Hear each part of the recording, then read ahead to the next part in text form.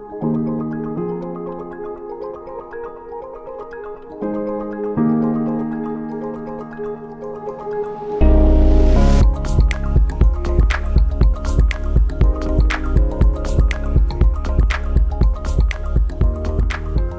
dia, a gente vai começar mais um encontro do Segundas Intenções, recebendo hoje o poeta Tarso de Melo.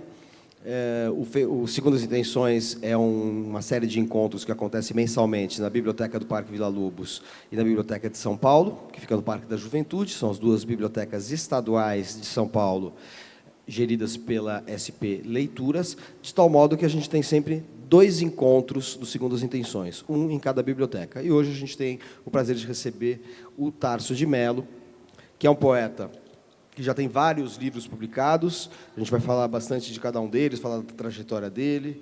Vou citar alguns desses livros, como Carbono, Planos de Fuga, Lugar Algum e a antologia Alguns Rastros. Aqui tem Alguns Rastros, que é outro livro.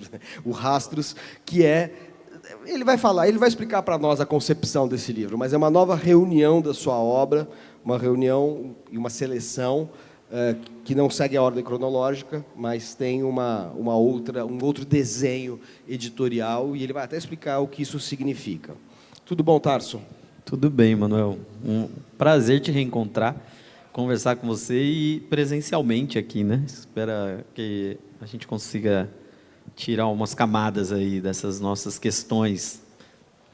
O Tarso é um poeta que eu conheci justamente a partir do livro Carbono, que eu tive a oportunidade de resenhar. Na época eu fazia uma coluna na Folha, já fiz uma antologia para a editora Publifolha, uma vez, que inclui poemas dele também. Um poeta que eu admiro há muito tempo e que tem uma trajetória muito importante.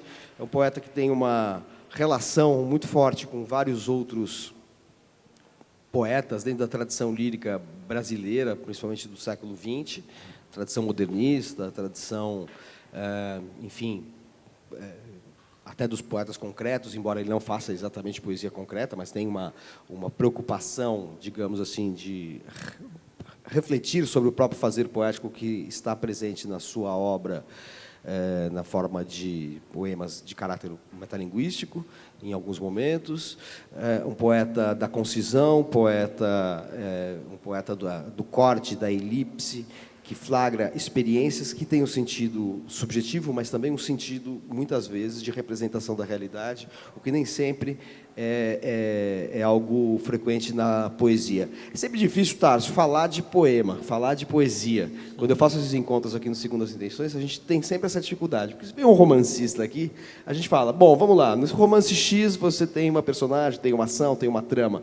Poesia é uma outra realidade.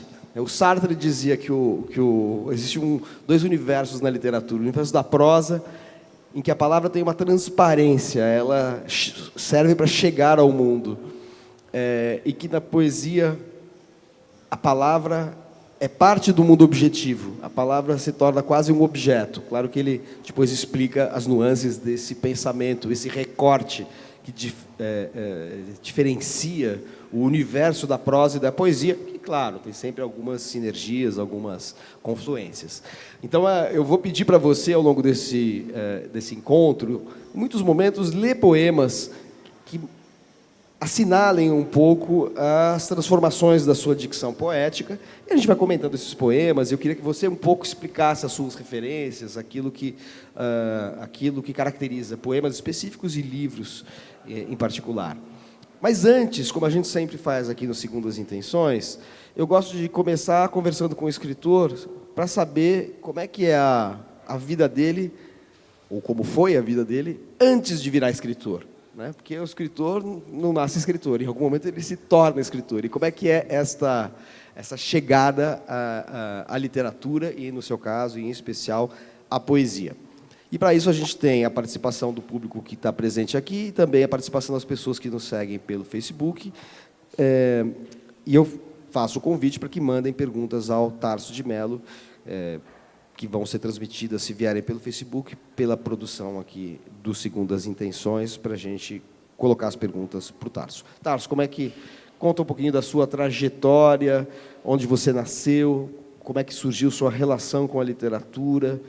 pouco da sua formação, até chegar o momento, e daí a gente muda de perspectiva, até o momento que você se torna, você mesmo, um poeta, um escritor. Não, vamos lá, tentar organizar um pouco as ideias, né? Porque eu acho que é isso que a gente vai fazendo com o tempo. Eu nasci em Santo André, em 76, né? E estudei em escola pública e tal, uma vida de estudante bastante normal em que a literatura fazia pouquíssima parte. Não vinha de uma família que tivesse, por exemplo, tradição de ter livros em casa, ou que eu tivesse um mentor, né? Tem muito dessas histórias no meio literário de pessoas que os livros vão passando de gerações da família, ou tiveram um professor que foi muito decisivo, né? Ou dentro da escola, estudando formalmente, acabaram se relacionando com literatura de um modo marcante ali, e dali para frente começam a contar uma história em que a literatura está no centro, né? Eu fiz um caminho bastante diferente, em que a construção dessa centralidade da literatura da minha vida foi feita por mim mesmo, em grande medida, assim, através de um contato inusitado, não com a poesia na forma do livro, mas com a poesia na forma da música, da letra de música. De gostar muito de música ali, adolescente, começar a gostar daquilo, começar a querer saber o que estava em volta das músicas que eu gostava tanto. Basicamente de um músico chamado do Jim Morrison, dos The Doors. Lembra dessa banda? Né? Eu adorava aquilo, queria ser o Jim Morrison. Era um moleque, botava calça justa e queria ter a vida do Jim Morrison. É uma coisa maluca. E gostava das letras, mesmo sem entender muito do que eram as letras, mas aquilo era uma referência assim, para mim. E um belo dia eu acho um livro na banca de jornal que era uma biografia do Jim Morrison, né? E apareciam os nomes dos poetas que ele gostava. Primeiro que aparecia, talvez ali foi a primeira vez que eu vi colocado com muito destaque a ideia de que alguém gostava de poesia, que alguém era poeta, né? Olha que coisa louca, eu tinha talvez 14 anos por aí.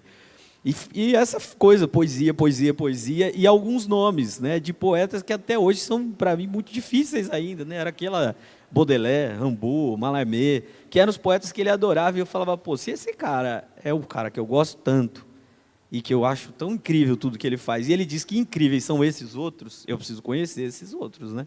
Preciso ir atrás. E a minha coisa com o livro começa assim, por conta desse livrinho de banca de jornal, que contava a vida do Jim Morrison. Depois eu fui descobrir que foi escrita pelo Alberto Marsicano, que eu estava, anos depois, passou a ser um nome relevante por conta da relação dele justamente com a poesia concreta. Ele era um músico, citarista, tocava né? cítara, fez várias apresentações que eu assisti com o Haroldo de Campos, se não me engano. Sim, né? sim. Eu lembro de uma antológica leitura que o Haroldo fez do Galáxias no MIS, Museu da Imagem e do Som, ao som do Marsicano, que morreu prematuramente, né? Assim, muito novo. Ele morreu, deve fazer uns 10 anos, talvez, algo assim, né? Não tenho a menor referência de anos depois da pandemia, eu não sei o que foi 2019, 20, 21, mas enfim. E começou com esse livro. Uma loucura. Aí fui atrás desses livros e eu lembro de ter achado, na época, a livraria Siciliano, que existia em Santo André, no shopping, eu acho que era. E tinha a edição do Mallarmé, traduzida pelo Zelino Grunewald, que eu tenho até hoje, naquela coleção Poesia de Todos os Tempos, da Nova Fronteira, sabe aquela coleção grande de poesia? Comprei aquele livro, eu não entendi nada, até hoje eu acho que eu ainda não entendo muito daquele livro, é o Mallarmé, né? E falei, pô, que coisa doida isso aqui, mas não sei, e não saía de perto, fui procurando outros livros, procurando outras coisas. E um belo dia, e aí sim a história muda, eu vou numa feira, tinha um mercado de pulgas no Museu de Santo André, e tinha uma barraquinha de livros. E eu fui lá e perguntei o nome do livro, que era o que eu mais ouvia falar. Todo mundo falava desse livro quando eu lia, falava de poesia, anos 90. Não tinha, vamos lembrar, né? Não tinha pesquisa no Google, não tinha essa facilidade. Então, era meio esses canais que a gente tinha. E era o tal do Flores do Mal. Flores do Mal, falava, pô, todo mundo fala de Flores do Mal, todo mundo fala de Flores do Mal, preciso desse livro. E eu perguntei para as duas senhoras que estavam vendendo o livro, falei, vocês têm um livro chamado Flores do Mal? Aí elas falaram, aqui não, mas tem lá no Alfarrábio, que eu não fazia ideia do que era. E era essa livraria que reunia vários poetas. Então, fui atrás do Flores do Mal e estou lá até hoje. Esse lugar, né, que era o Alfarrábio, foi criado como uma livraria, espaço cultural, de um movimento de poetas que faziam várias coisas. Eles faziam coisas em escolas e tal. Tinha um grupo antes, chamava Livre Espaço. A figura central ainda hoje é a Dalila Telizés, que era um grande poeta, mas lá eu passei a conviver com poetas. Basicamente foi isso. Aliás, ela assina a orelha do Rastros, que é essa antologia, ou dessa coletânea, depois a gente vai falar sobre isso, e ela conta essa história, né, de que você descobriu as Flores do Mal ali na Alfarrábio, que depois se tornaria a sua editora. Né? Sim, e eu não tenho como fazer outro caminho para contar a história, entendeu? Porque de fato foi isso. Aí quando eu fui para lá, e passou até, depois de tempos, é que você percebe como você se constitui, assim, o nó, né, que te constitui, né, que você começa o seu novelo, né, assim, elementar, que você fala, pô, cheguei naquele lugar em que para as pessoas era muito normal, tanto ler poesia, escrever poesia, conversar sobre poesia, inventar coisas em torno da poesia, reunir pessoas em torno da poesia, e eu acho que isso me constituiu, não sei em que medida aquilo corresponde a algo que eu já seria, naturalmente, não dá para saber, ou se eu sou marcado por aquilo, porque até hoje é o que eu faço, para mim é normal, né? Fazer eventos, juntar gente, né? Pensar a poesia como algo que se faz, por mais que seja muito um fardo pessoal, né, de cada um, como algo que se dá coletivamente, né? De ir nos lugares, conversar sobre livro, conversar sobre poesia. E o Alfarrábio me deu muita corda desde o primeiro momento, tanto de publicar, quanto de tudo que a gente inventava, não só eu, todos os outros, mas gerações diferentes que estavam ali dentro, né, e ainda hoje, de dar esse espaço, né, que foi um baita do empurrão. E dali para frente, as coisas começaram a fazer sentido, essa ideia de, pô, mas que livro é esse, Flores do Mal? Então não era mais simplesmente pegar o livro e ir para casa ler, mas conversar com as pessoas sobre esse livro, outras pessoas que estavam lendo, que tinham lido, né? E construir uma teia entre livros e mais livros e mais livros e começar a fazer sentido. Mas isso é curioso porque com 14, 15 anos eu começo a montar com muita liberdade esse meu acervo de leituras, né? Porque eu não conhecia nada. A liberdade do ignorante essencial. Você fazer, eu não conhecia nada, então para mim tanto faz. Se eu estivesse lendo literatura brasileira, literatura do século XIX, literatura contemporânea, né? E fui montando. Se isso, do ponto de vista, digamos, metodológico, pode ser um problemão para quem é estudioso de literatura, mas hoje eu vejo como algo que é uma vantagem do ponto de vista criativo para mim. Essa coisa de que Homero e, eu falo sempre isso, Homero e Mano Brown chegaram no mesmo momento como poetas para mim, é ótimo, né? Do ponto de vista criativo, de quem está pensando a poesia a partir do lugarzinho específico de quem quer escrever também, né? Que é muito diferente, com o tempo você vai percebendo como é diferente do lugar do estudioso de literatura, do teórico de literatura, né? Então, você passa a olhar a partir de um lugar muito eu sou o par dessas outras pessoas que também escreveram, né? Sem questão, não que diga algo sobre qualidade, mas sobre um lugar que é frequentado muito exclusivamente por quem fala, eu também tenho que dar um jeito de pôr uma palavrinha a mais no papel, né? Ou uma menos que seja, mas é essa tarefa comum, né? Que é um desvio de origem, mas que eu acho que eu conservo com muito carinho, assim, esse desvio, né? E havia convívio com outros poetas nesse contexto? Sim. Quem eram eles ali? Na Alfarrábio ou outros lugares que você frequentava? Do Alfarrábio você tinha a geração da Dalila, né? Da Dalila Telizés. Tinha uma outra figura que chamava muita atenção da gente, que era mais contracultural, que era o Zô Bertolini, que estava lá e acabava por ter era mais velho que a gente, mas era um perfil que a gente imaginava de um poeta que falava com naturalidade de rock, trazia as coisas que a gente queria ler. Ele tinha participado do meio dos anos 70, dos anos 80, ele tinha visto essas coisas de fora, que era uma aproximação natural daquilo, né? De quem chegou na poesia por causa da música, né? Como ali da minha geração próxima, estava o Fabiano Calisto, o Kleber Mantovani, era Marcelo Montenegro, que a gente convivia muito. Então, nossos papos não tinham franja, era tudo tudo fazia parte. A gente estava lendo, ouvindo os discos ao mesmo tempo, emprestando. Quem é mais velho aqui lembra, a gente gravava disco, né? Falava de um disco para alguém e tinha que ficar meio que... Para quem é mais novo, não vai fazer, da geração do Spotify, do YouTube, não vai fazer sentido nenhum. Mas a gente ficava falando de um disco que tinha ouvido para alguém, insistentemente, horas e horas, sem ouvir a música, né? E virava uma espécie de lenda, tanto o livro, o disco, sem que a gente tivesse tido acesso àquilo. E falava com aquela promessa de que, não, vou gravar para você uma cópia numa fita, me dá uma fita sábado, que no outro sábado eu trago a fita para você. E era isso, a gente passava o sábado inteiro junto. Fita cassete, né? Fita cassete. Fita cassete, os Gravava. carros tinham toca-fitas. Levava para o toca-fitas. E era isso, assim, era uma troca muito... Então, tem uma materialidade dessa amizade inicial ali, que era, pô, você já ouviu isso? E eu não saí desse ciclo até hoje, né? A gente... Olha, tem uns amigos aqui, a gente vive disso, né? Você já leu tal coisa? Você viu isso daqui? É uma tentação permanente, né? Do nosso meio, né? E aí você foi fazer direito, né? Que é uma coisa que tem pouca relação direta com a literatura, porque muitas vezes quem começa a gostar de literatura muito cedo, às vezes vai um pouco para um campo profissional que tem a ver. Embora haja uma longuíssima tradição no Brasil de escritores saídos da faculdade de Direito, a começar pelos românticos, né? Sei lá, tudo meio... Mas e aí, por que você optou pelo Direito? Foi uma questão, assim, você tinha também essa... Se você entender o que eu estou falando um pouquinho de você, antes de você virar escritor, né? Então, é o percurso que a gente faz aqui no Segundas Intenções. Tudo meio louco, né? Porque, assim... Me pergunta, essa resposta eu ainda não tenho, assim, por que eu decidi fazer vestibular para Direito um dia? Porque também não é uma coisa da tradição familiar. Até hoje eu dou aula em faculdade de Direito, aí você conversa com os alunos, sempre tem uma explicação de por que fizeram vestibular para o Direito. Eu não fiz. Hoje eu vejo como algo legal para mim, até de gostar, eu gosto de estudar as questões de Direito, continuo fazendo isso, dando aula, mas não sei dizer por que eu fiz esse caminho. Mas hoje ele faz sentido. Professores, a maioria dos escritores da literatura brasileira estudaram jurisprudência.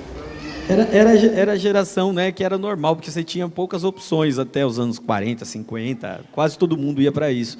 Depois você tem uma ampliação da universidade que vai fazer com que isso se relativize. Mas tem uma coisa doida que, assim, fui para o Direito, mas durante muito tempo eu pensava como dois mundos muito separados. Estou trabalhando, estou buscando a minha profissão aqui, vou viver disso, justamente para poder continuar sendo livre no que eu quero ler, do que eu quero escrever, do que é essa minha outra vida. Mas depois isso vai virando um nó muito engraçado. E depois você vai percebendo também que, em grande medida, a minha relação com o direito foi muito pautada também por decisões que eu tinha tomado lá com 14, 15, 16 anos. Né? Então, eu não entrei no direito como alguém que entra em branco para se deixar se formar. Mas eu já tinha muitos vieses ali, né? Muitas coisas escolhidas do meu jeito de ver, que vai levando. Então, eu, por exemplo, quando fui fazer mestrado, doutorado nessas áreas, eu fui para a filosofia do direito e acabo estudando coisas muito parecidas. Hoje eu vejo espelhamentos. O que você fez de mestrado e doutorado? Eu estudo a relação de direito e ideologia, basicamente. Tanto no mestrado. Desculpa. Direito e ideologia. Ideologia. Tanto no mestrado quanto no doutorado, atualmente no pós-doutorado que eu faço também.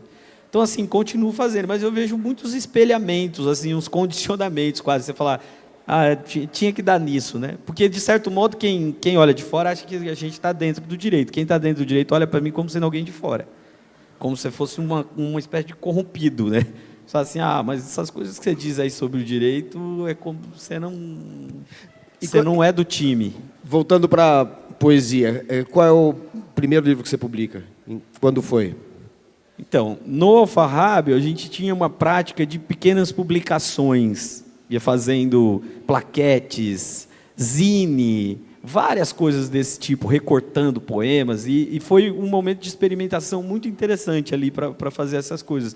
Agora, livro mesmo, eu lanço a Lapso em 1999, né? Que aí já é o que eu considero hoje, até quando eu fui fazer o Rastro, que foi meio relendo esse percurso, eu considerava como 20 anos do Alápso como sendo o primeiro livro.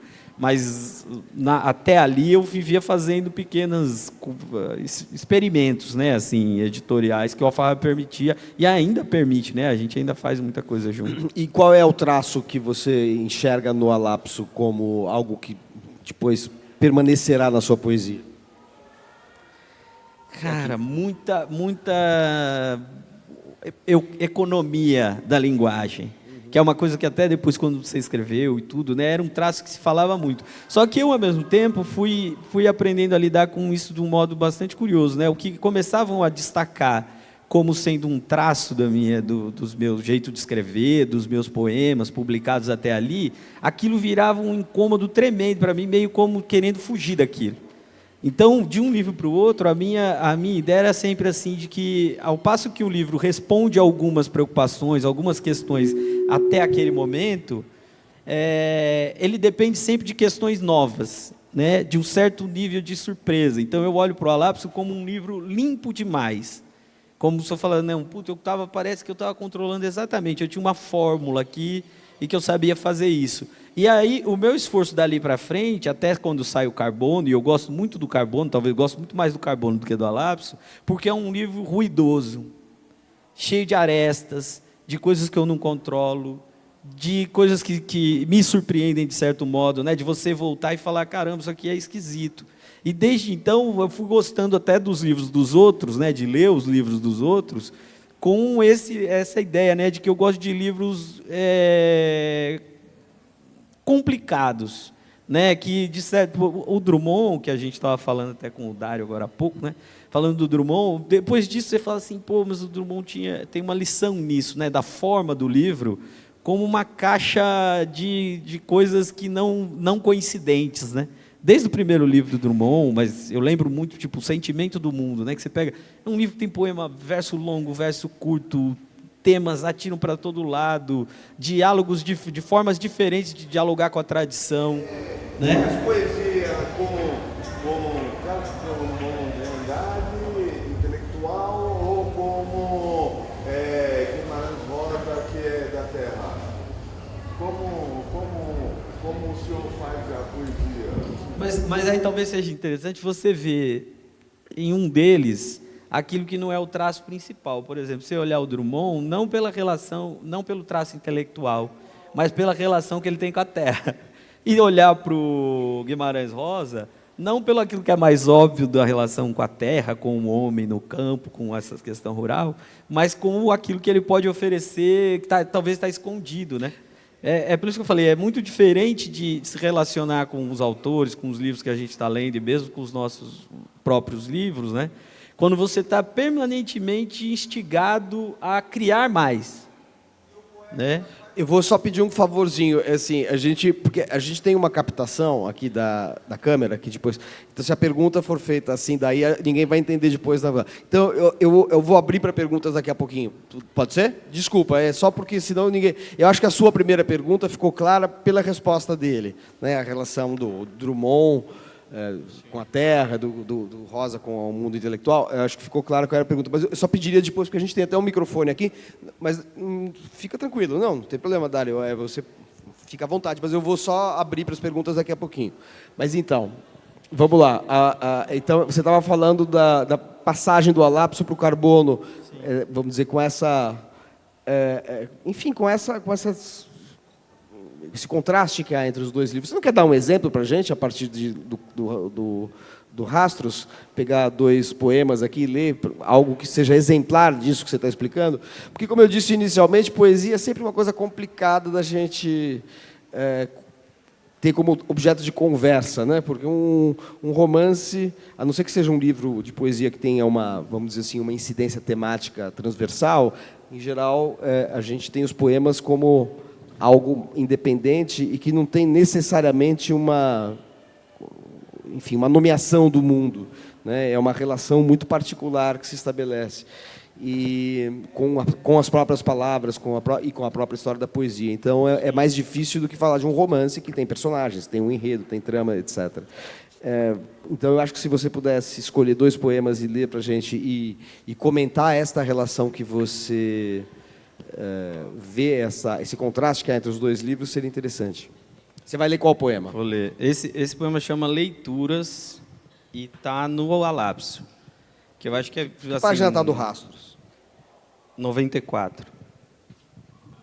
Quase cego, lendo, acreditando em Deus, personagem de Murilo Mendes, e duvidando de tudo o que existe e está vendo.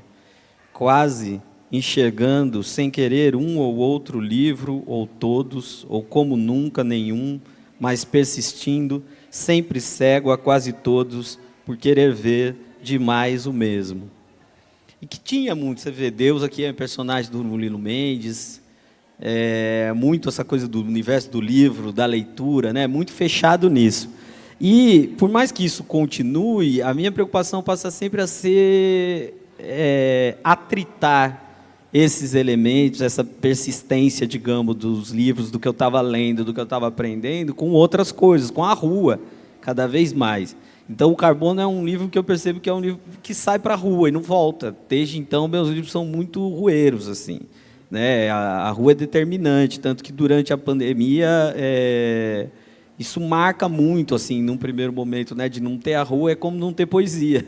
Não ter a rua é não ter o que dizer. Né, assim, até o nível, por mais que a gente esteja sempre apontando para um universo subjetivo, interior, é sempre no atrito, ele depende do atrito com a rua, né? De alguém que sai à rua e volta, de alguém que vai para a rua com as suas questões e elas ganham outro sentido com os outros. E aí um outro poema que é um pouco mais longo, chama Deitar, que esse é do Carbono. Poema que eu ainda gosto. O rio segue no sono o mesmo curso e desconhece o traço em que isola sua ida. Depois da curva que inventa, claro o dia, o sonho flui e desvia.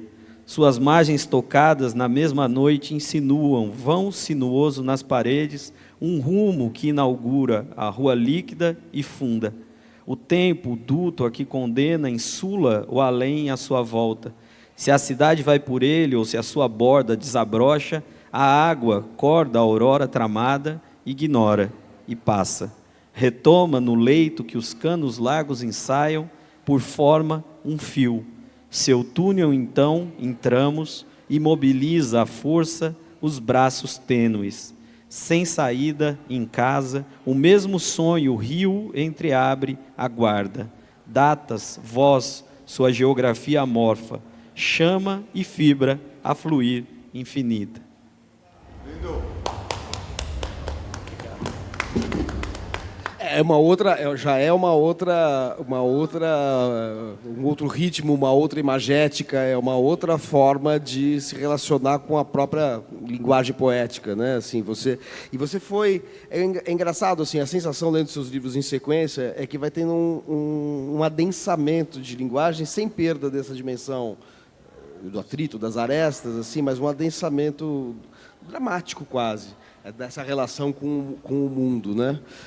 E eu acho que isso fica, talvez, mais claro, mais evidente no Planos de Fuga, né? Que é um livro que que ele tem essa confluência das duas coisas, e esse adensamento poético se dá pela forma também, que é uma forma mais fluida, mais de fluxo, né? Enfim, não sei como é que você vê isso, e do ponto de vista de uma certa recorrência temática, né? Assim, você é um poeta que enxerga alguma recorrência temática na sua poesia? Não sei se, sei lá, que eu enxergo, mas tem uma luta permanente para fugir disso, né? De tentar falar de outras coisas, não por novidade simples ou por dizer, mas porque a gente vai sentindo uma espécie de condenação, não simplesmente de falar das mesmas coisas, mas de olhar sempre da mesma maneira para algumas coisas. Isso eu acho que é o que incomoda mais. De você falar, pô, será que eu não estou insistindo demais em olhar sempre da mesma maneira? Isso não está me limitando? Mas quais seriam essas recorrências temáticas? Eu não sei, cara. Se eu soubesse... Falou que identifica e foge delas. Como é que... Não, eu falo, tem alguns campos, eu digo, de tema. Tem essa coisa da rua, tem uma marca nos meus temas, assim, que hoje em dia São Paulo, então, é exemplar. As pessoas que moram na rua, se eu tive, nesse do Rastros, quando eram 20 anos, eu peguei os livros todos para rever e escolher os poemas. É uma sensação interessante, porque eu tinha uma ideia de reproposição dos poemas porque eu tinha uma brincadeira que eu até cito aqui, nem sei se era hora já de falar disso, mas ajuda a entender um pouco. Um poema do Fábio Morabito, um poeta mexicano, italiano-mexicano, que o Paulo Ferraz me apresentou e que me deu o mote estrutural do livro, que é um poema dele que ele fica falando: sempre me pedem poemas inéditos. É como se já tivessem lido tudo que eu escrevi, soubessem tudo de cor e quisessem mais poemas, e eu tenho que apresentar poemas inéditos e tal. Eu aprendi que Jesus Cristo falava por metáfora. Você é um poeta que fala por metáfora? Lembra que eu te falei que eu vou abrir para perguntas mais para frente? Desculpa. Eu vou a gente vai chegar na hora das perguntas, por favor. Não, e tinha essa provocação. Falou, basicamente os poemas são inéditos para 8 bilhões e meio de pessoas, qualquer coisa que você já escreveu, né? E então a gente tem muita liberdade com relação a isso. E essa era a ideia. Vou juntar, aproveitando os 20 anos. Vários desses livros eles já não estavam mais à venda, né? De alguns dos livros que eu lancei, inclusive esse. Eu falei, é uma chance de juntar de novo esses poemas e embaralhar, né, no tempo. 20 anos é muito pouco, né, mas assim, de repropor, e estava entrando nessa editora nova, na Martelo. Falei, vou bolar isso daqui. Então, imprimi todos os meus livros, né, tirei alguns poemas daqui que me pareciam mais significativos e que podiam funcionar bem numa nova estruturação. E era uma ideia que eu gosto muito, né, desestrutura como está e propõe uma nova estrutura, né, uma nova leitura dentro de uma estrutura nova e tal.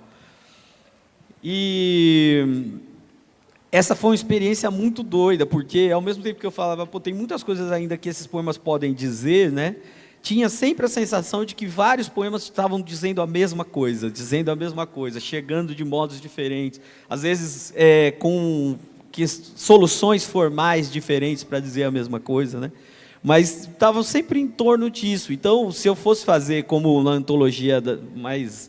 sei lá, a antologia que eu amo, que é a do Drummond, a antologia poética do Drummond, que ele organiza por temas, veja o que acontece mesmo nele, né? Ele tenta organizar a obra dele toda, lá nos anos 60, em torno de temas, e ele mesmo na apresentação diz, isso não funcionou bem, porque os poemas poderiam estar tranquilamente em outras dessas sessões. E, né? As sessões, e os títulos das sessões são muito particulares, sim, né? Sim. 1, 2 argolinhas, né? Duas argolinhas. Eu não me lembro se é exatamente isso, mas é algo assim. Vocês lembram? Sim. Se é 1 ou 2 argolinhas. Não tem, tem uma coisa parte assim? que chama 1, 2 argolinhas, mas tem, e tem outras tantas, né? Tem bem sim, eu só dei um exemplo de nomes que um tanto arbitrários, no sentido de uma organização temática. Ele não está falando rua, casa, mundo...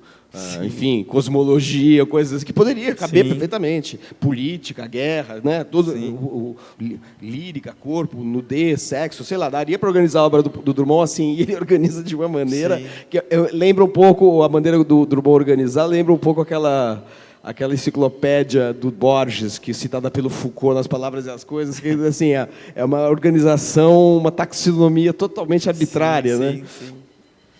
Então, e mais uma aula do Drummond, né, de o que um livro de poesia pode ser, né?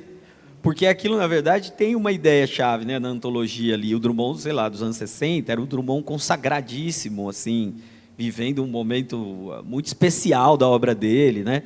E ele está repropondo o livro de poema com os mesmos poemas, né, colocados de uma maneira diferente, é um outro livro. A antologia poética é um livro de poemas novos do Drummond, com poemas já publicados, porque é uma outra forma de fazer aqueles poemas conviverem para um público diferente, ou mesmo para um público que já conhece aqueles poemas dentro de uma estrutura, das estruturas que ele já tinha ocupado antes, né? Então tinha um pouco isso, só que olhando eu falava assim, tem uns traços aqui que eu repito, umas coisas que me preocupam sempre, que eu estou sempre trazendo para o livro. As pessoas nas ruas, né? A ideia de uma pessoa como morador de rua, né? Você fala, uma coisa maluca, e isso aparece em vários dos livros, até no livro novo, né? No livro novo volta novamente, não tem como sair disso. São coisas que quando você vê, você já está falando delas, né? Do jeito. O que eu tenho tentado é que assim, me forçar a olhar de modo diferente, mesmo que eu só tenha uma ou duas argolinhas, mas que eu mexa com essas uma ou duas argolinhas o tempo todo e que dali saia alguma coisa diferente, né? A gente segue escrevendo, né? Assim, e depois de um tempo, talvez sejam coisas que você só percebe mesmo com o passar do tempo, né? Assim, quando você para e olha, pô, o que eu fiz até aqui, né? Para onde isso me impulsiona? E você vai aprendendo a se colocar novos horizontes, né? Tensões novas, eu gosto de falar assim. Tensões novas, né? Para onde você está indo? Igual esse livro novo que eu estou lançando, chama As Formas Selvagens da Alegria. Era um livro que tinha um projeto, foi para um prêmio e tal. Depois ganhou o prêmio e eu tinha esse desafio na mão. Eu tinha um título e não tinha mais nada. Tinha alguns poemas que eu imaginava que fariam parte daquilo. Mas foi muito interessante ter essa ideia de uma tensão para onde o livro vai, né? A gente muitas vezes imagina que tem uma tensão de que o livro decorre. Da onde vem esse título? Ah, cara, não faço muita ideia. Essa coisa, eu tenho um método de trabalho muito maluco, que eu vou anotando coisas nos meus caderninhos, né? E elas vão se juntando. Quando eu anoto numa primeira vez, eu não sei se é um verso, se é o título de algo, se é a ideia para falar da poesia de alguém, de alguma coisa que eu estou lendo. E depois elas vão meio que a página me diz alguma coisa, sabe? De eu olhar e falar, pô, mas isso aqui fica melhor com isso. Você, aliás, tem um livro chamado Caderno Inquieto. Sim. Veja como eu sou repetitivo. E depois vem o outro, Íntimo Desabrigo. Vamos lá, tentando... Tarso, o negócio é o seguinte, a gente aqui no Segundas Intenções fala para um público que não necessariamente segue, acompanha e conhece poesia. Então, a tentativa sempre, e a dificuldade maior é porque a gente está falando para pessoas que, enfim, querem conhecer a sua poesia. Então, a gente tem que entregar um pouco de alguma coisa que tenha aquele misto de familiaridade e estranhamento, que é algo que percorre a literatura, né? A literatura sempre reapresenta o mundo através das palavras que nomeiam a realidade cotidiana, de uma maneira que, ao mesmo tempo, não é a repetição do mesmo, é algo novo. Enfim, essa é uma das possíveis formas de explicar a literatura, né? Uma arte feita com as palavras que a gente usa para se comunicar e que introduz um desvio, né? Assim, ó, o mundo tal como a gente vê não tem a linguagem da música, não tem notas musicais, embora você possa encontrar timbres, etc. e tal. Enfim, assim como quadros, telas, esculturas ou instalações também não estão no mundo, elas acrescentam algo ao mundo. A literatura tem essa singularidade, ela é assim, aquilo que nos define a linguagem, e ela é a linguagem, a matéria-prima de algo que é diferente da linguagem ordinária, né? Tô só divagando assim, para assim, transmitir para o nosso público essa ideia de que a literatura, a poesia, que talvez seja a forma mais pura, né, mais próxima do abstrato da literatura, é algo que sempre tem essa frição, esse atrito, justamente com o reconhecível e o novo, e o inaudito, o irreconhecível. E acho que você, aí tentando mostrar como isso acontece na sua poesia, isso que eu falei talvez aconteça em quase todos os poetas, talvez na sua poesia tem uma busca de pegar, a partir de coisas simples, Planos de Fuga, acho que é um livro exemplar disso, coisas que você contempla, e que o seu leitor contempla também, e buscar um olhar meio perplexo diante disso. É como se você estivesse olhando aquilo que você já olhou milhões de vezes e olhar com um olhar inaugural, com uma preocupação de ver aquilo em estado puro, o puro acontecimento diante de si. Mas não sou eu que tenho que falar isso, é você que tem que falar sobre a sua poesia. Como é que você busca esse olhar sobre essas coisas que são as suas preocupações? O que você tenta desvelar naquilo que você contempla e que se torna a sua matéria-prima literário-poética? Não, acho que Sei, eu concordo com a forma como você está lendo. Eu acho, só que assim, dentro da poesia, se a gente for pensar, e eu acho que também dentro dos poemas que eu escrevi até agora, isso oscila bastante, a forma como isso pode acontecer, né? Do mais simples. Tem um momento da imaginação mais ampla, né? Mas que me interessa muito em vários poetas, e talvez hoje eu tenha tentado olhar até mais, reler vários dos poetas de uma imaginação mais solta, mais ampla, de grandes imagens e tal. Mas parecia que eu sempre era puxado para o cantinho dos poetas que estão falando das coisas que estão perto do próprio corpo. Né? Então, dá para imaginar. Eu amo um poeta, por exemplo, como Murilo Mendes, mas eu voltei outro dia e estava olhando o Murilo Mendes e eu percebi que é um poeta das imagens mirabolantes e tal, e que eu tentava me proteger de certas leituras daquele poema. Não queria fazer o voo inteiro que o poema dava. Ficava num voo mais curto, né? Eu tenho lido, por exemplo, bastante um poeta como Herbert Welder. Muito se associa isso a uma espécie de surrealismo, alguma coisa parecida. Mas que são poetas muito materiais, mas de um tipo de materialidade diferente, em que essa imaginação é a materialidade. Ela é material, ela é muito concreta. Murilo Mendes falou assim, Juiz de Fora era uma ilha cercada de pianos por todos os lados. Né? Só é uma imagem muito concreta, né? Mas, ao mesmo tempo, tem esse voo da imaginação, né, que assusta. Eu lembro que um exemplo que a minha orientadora na USP, que eu fiz, dava de como, era para discutir Jacobson, de como a poesia, vamos dizer, reorganiza as palavras e a sintaxe da língua de uma maneira em que aquilo que prevalece não é o sentido lógico da linguagem, como acontece na linguagem ordinária, funcional, e também na linguagem, em grande parte, da poesia, da prosa. Na poesia, o que dita é uma outra ordem, é uma outra lógica, uma lógica da relação com as palavras. Então, ela dava um exemplo: soltaram os pianos na planície. Quer dizer, é algo que viola, vamos dizer, o senso comum. Você acabou de dar um exemplo aí desse poema de Juiz de Fora, do Murilo. Esse exemplo que ela dava era do Murilo Mendes também, por coincidência, eu lembrei. Soltaram os pianos na planície. É algo que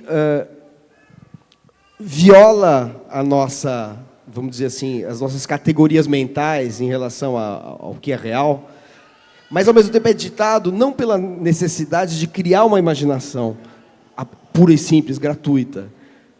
É ditado também por uma relação entre estas palavras. Essa relação sobre as palavras, ela prevalece sobre as relações lógicas, funcionais, da representação do mundo pela frase ou pelo signo verbal, né? Sim. Não, e por isso que eu falei, a associação disso com surrealismo ou qualquer coisa, não só como um movimento, mas como um jeito que não corresponde diretamente ao real, também foi me incomodando com o tempo, porque, na verdade, o que você percebe é que esses poemas que, eu gosto de dizer assim, poemas que não deixam você pousar, se você pousar, por exemplo, se você estiver lendo ou Murilo Mendes, ou Herbert Welder, ou o que for, se você pousar, você perde o poema, ele não vai com você até lá, ele te exige o voo do poema por completo. Acho que é bom se segurar mais. Então não tem um ponto de parada do poema. O poema é aquilo, você ingressou na primeira palavra, ele te joga, é um voo completo até o final. Isso é muito interessante, você imaginar que a poesia faça isso, né? Mas pensando no meu percurso como leitor e das coisas que eu queria escrever, eu tinha um certo receio disso. Não posso imaginar nesse nível. Ou isso é uma outra coisa, eu sou a poesia do real, da cidade, do real, do não sei o quê, e isso é uma outra coisa, um tipo de imaginação, de impulsão da poesia que não me compete. E depois você percebe como tudo isso é muito frágil, porque essas coisas, na verdade, elas estão entrelaçadas, né? E no... Esse linguajar erudito de Raul Pompeia, de Machado de Assis, e depois você tem que prosear e falar uma poesia. Eu vou aproveitar a pergunta dele, assim, então, quais eram, vamos dizer, nesses dois primeiros livros, A Lápis e Carbono, os poetas que para você eram, vamos dizer assim, enfim, de alguma maneira, referenciais. Você leu um livro você leu do Alapso, você leu um poema que faz referência ao Murilo Mendes, que não parece ser um escritor que está presente na sua dicção poética, curiosamente. Né? Queria que você falasse quais são os autores que, de alguma maneira... Porque a poesia sempre dialoga com poesia. Né? Assim, a Leila Perrone Moisés tem aquela frase maravilhosa que ela fala assim, a literatura nasce da literatura, isso com uma maneira geral, mas a poesia especialmente. Né? Daí a pergunta dele... Dario, eu vou daqui a pouquinho a gente vai abrir para as Vamos para outra pergunta que você tinha feito, voltando. Porque olha como é interessante essa relação da linguagem, né, que ele lembrou, que você está perguntando. Ou do que a gente diz, o que te influencia, né? Se isso for apresentado de uma maneira muito mecânica, normalmente é falso. Porque nem a gente controla exatamente isso, né? Assim, a gente lê poesia todos os dias, o dia inteiro, e lê várias outras coisas. E, com o tempo, você vai aprendendo a ter uma espécie de relação que meio que para se encontrar mesmo, que passa por negar a relação mais imediata com aquilo que te marcou no período em que você está escrevendo. Você não quer que pareça imediatamente com aquilo. Então, por exemplo, o Leminski, durante vários o período do Alapso mesmo até hoje, né, eu volto, é um poeta que a leitura foi muito importante para mim, é muito importante. O que eu escrevi antes do Alapso tinha muito de imitar o Leminski. Que bom que a maior parte não virou livro. Ou até mesmo de imitar a poesia concreta, tentar fazer experimentos. Hoje eu olho para isso como uma espécie de laboratório mesmo, oficina pessoal, né, de fazendo, que não para nunca, continua sendo, mas é sempre dessa lógica do atrito, né, de peraí, não vai coincidir exatamente, ou seja, entender a poética dos outros, daqueles que te marcam, daqueles que você arrasta pela vida inteira, do Drummond, do Murilo Mendes, mas para entender o seu próprio lugar, não para absorvê-la como uma fórmula, né? Quando eu percebo nos livros mesmo o que virou fórmula, o que tinha sido incorporado e que eu estava repetindo o procedimento simplesmente, sem algum nível de atrito, de intervenção pessoal, né, de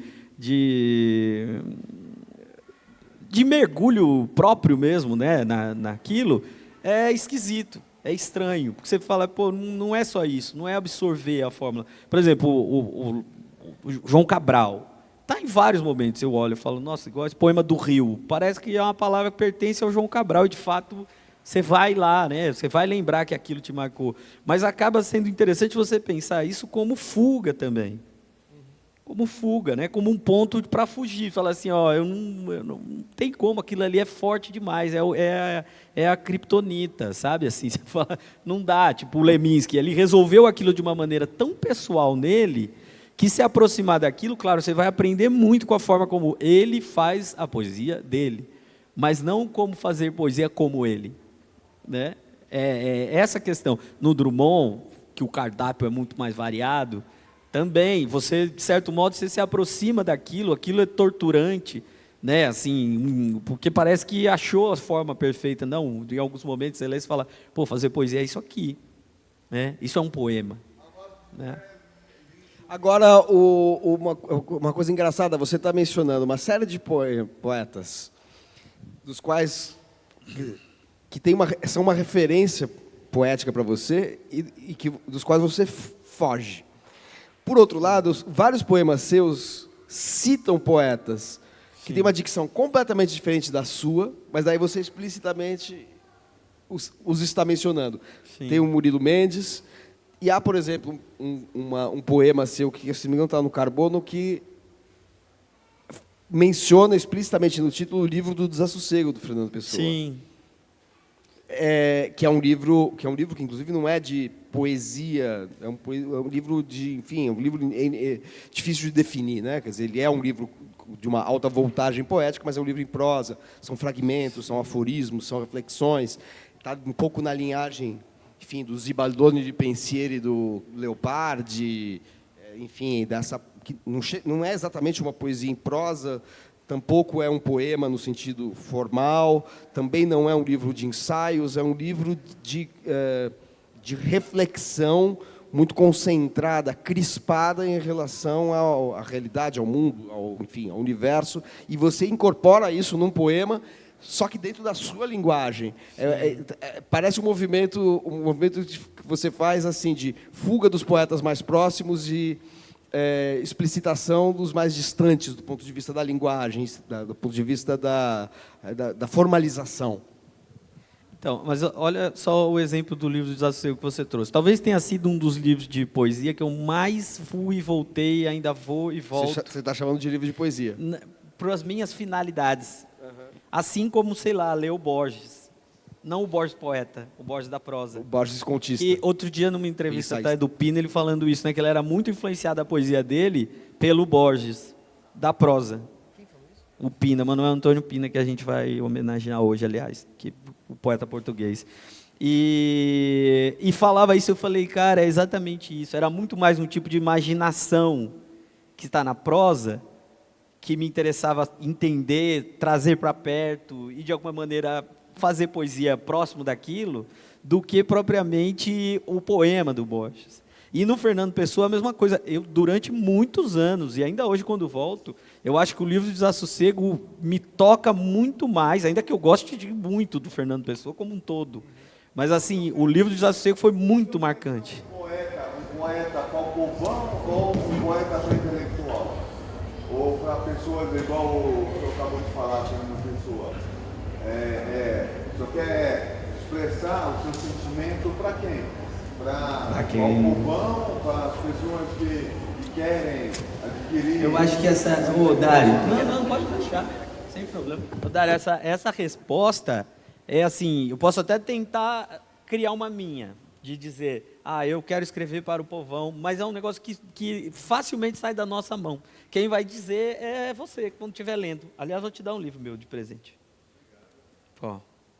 Você que vai dizer se é do povão, se não é. Porque é muito difícil saber quando a gente está escrevendo. Vamos fazer um exercício aqui. O poema que eu estava citando, a gente ainda está no carbono, hein? É o Cansaço, Ruas, Desassossego à Mão. A gente vai fazer um percurso aqui. Deixa eu ver aqui. Vai dar tempo? A que horas é o evento do Pina? Não, até às 5 a gente acaba. Aliás, faz o convite aqui para quem nos acompanha ao vivo. Quem estiver assistindo, às 5 horas, na Livraria da Travessa de Pinheiros, uma leitura de poesia em homenagem ao Manuel Antônio Pina, um poeta português que faleceu há 10 anos, agora nessa semana completa 10 anos da morte dele. Quem com participa? Vários... Leonardo Gandolfi, Dalila Teles Veras, Kaela Schmedel, Paola Poma, Marcelo Ariel, Heitor Ferraz Melo e eu. Nós vamos ler uns poemas do Pina e conversar um pouco sobre a obra dele. Às 5 horas, na travessa da Rua Pinheiros. Perfeito. Vamos lá para o Cansaços, Ruas, Desassossego à Mão. Livro do Desassossego, fica implícito. Você não quer ler esse poema e dizer qual a relação que você mesmo faz para você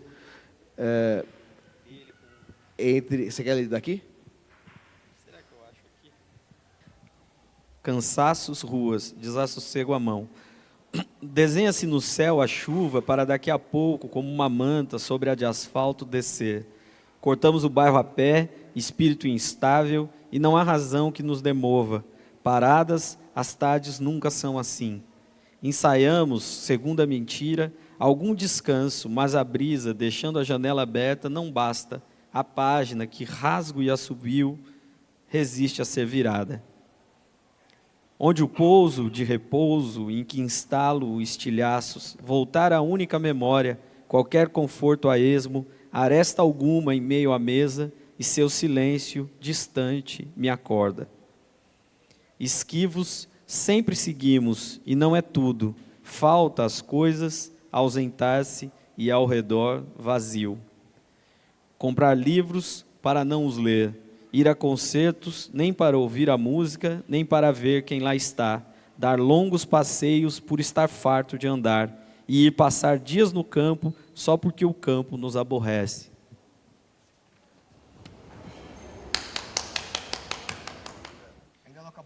O que fica escrito, figura ou instância surda do real. O que deixamos como um grito em esboço, como uma ilusão lenta no papel. O sol que pousa, Gêmeo. Pobre, a precisão de Virgílio. Frouxa, a força de Milton. Acende, na paisagem deixada à página, o rastro que une, de ruína a ruína, o que fingimos perder. Agora explica para a gente a relação deste poema com o livro do Desassossego. Então,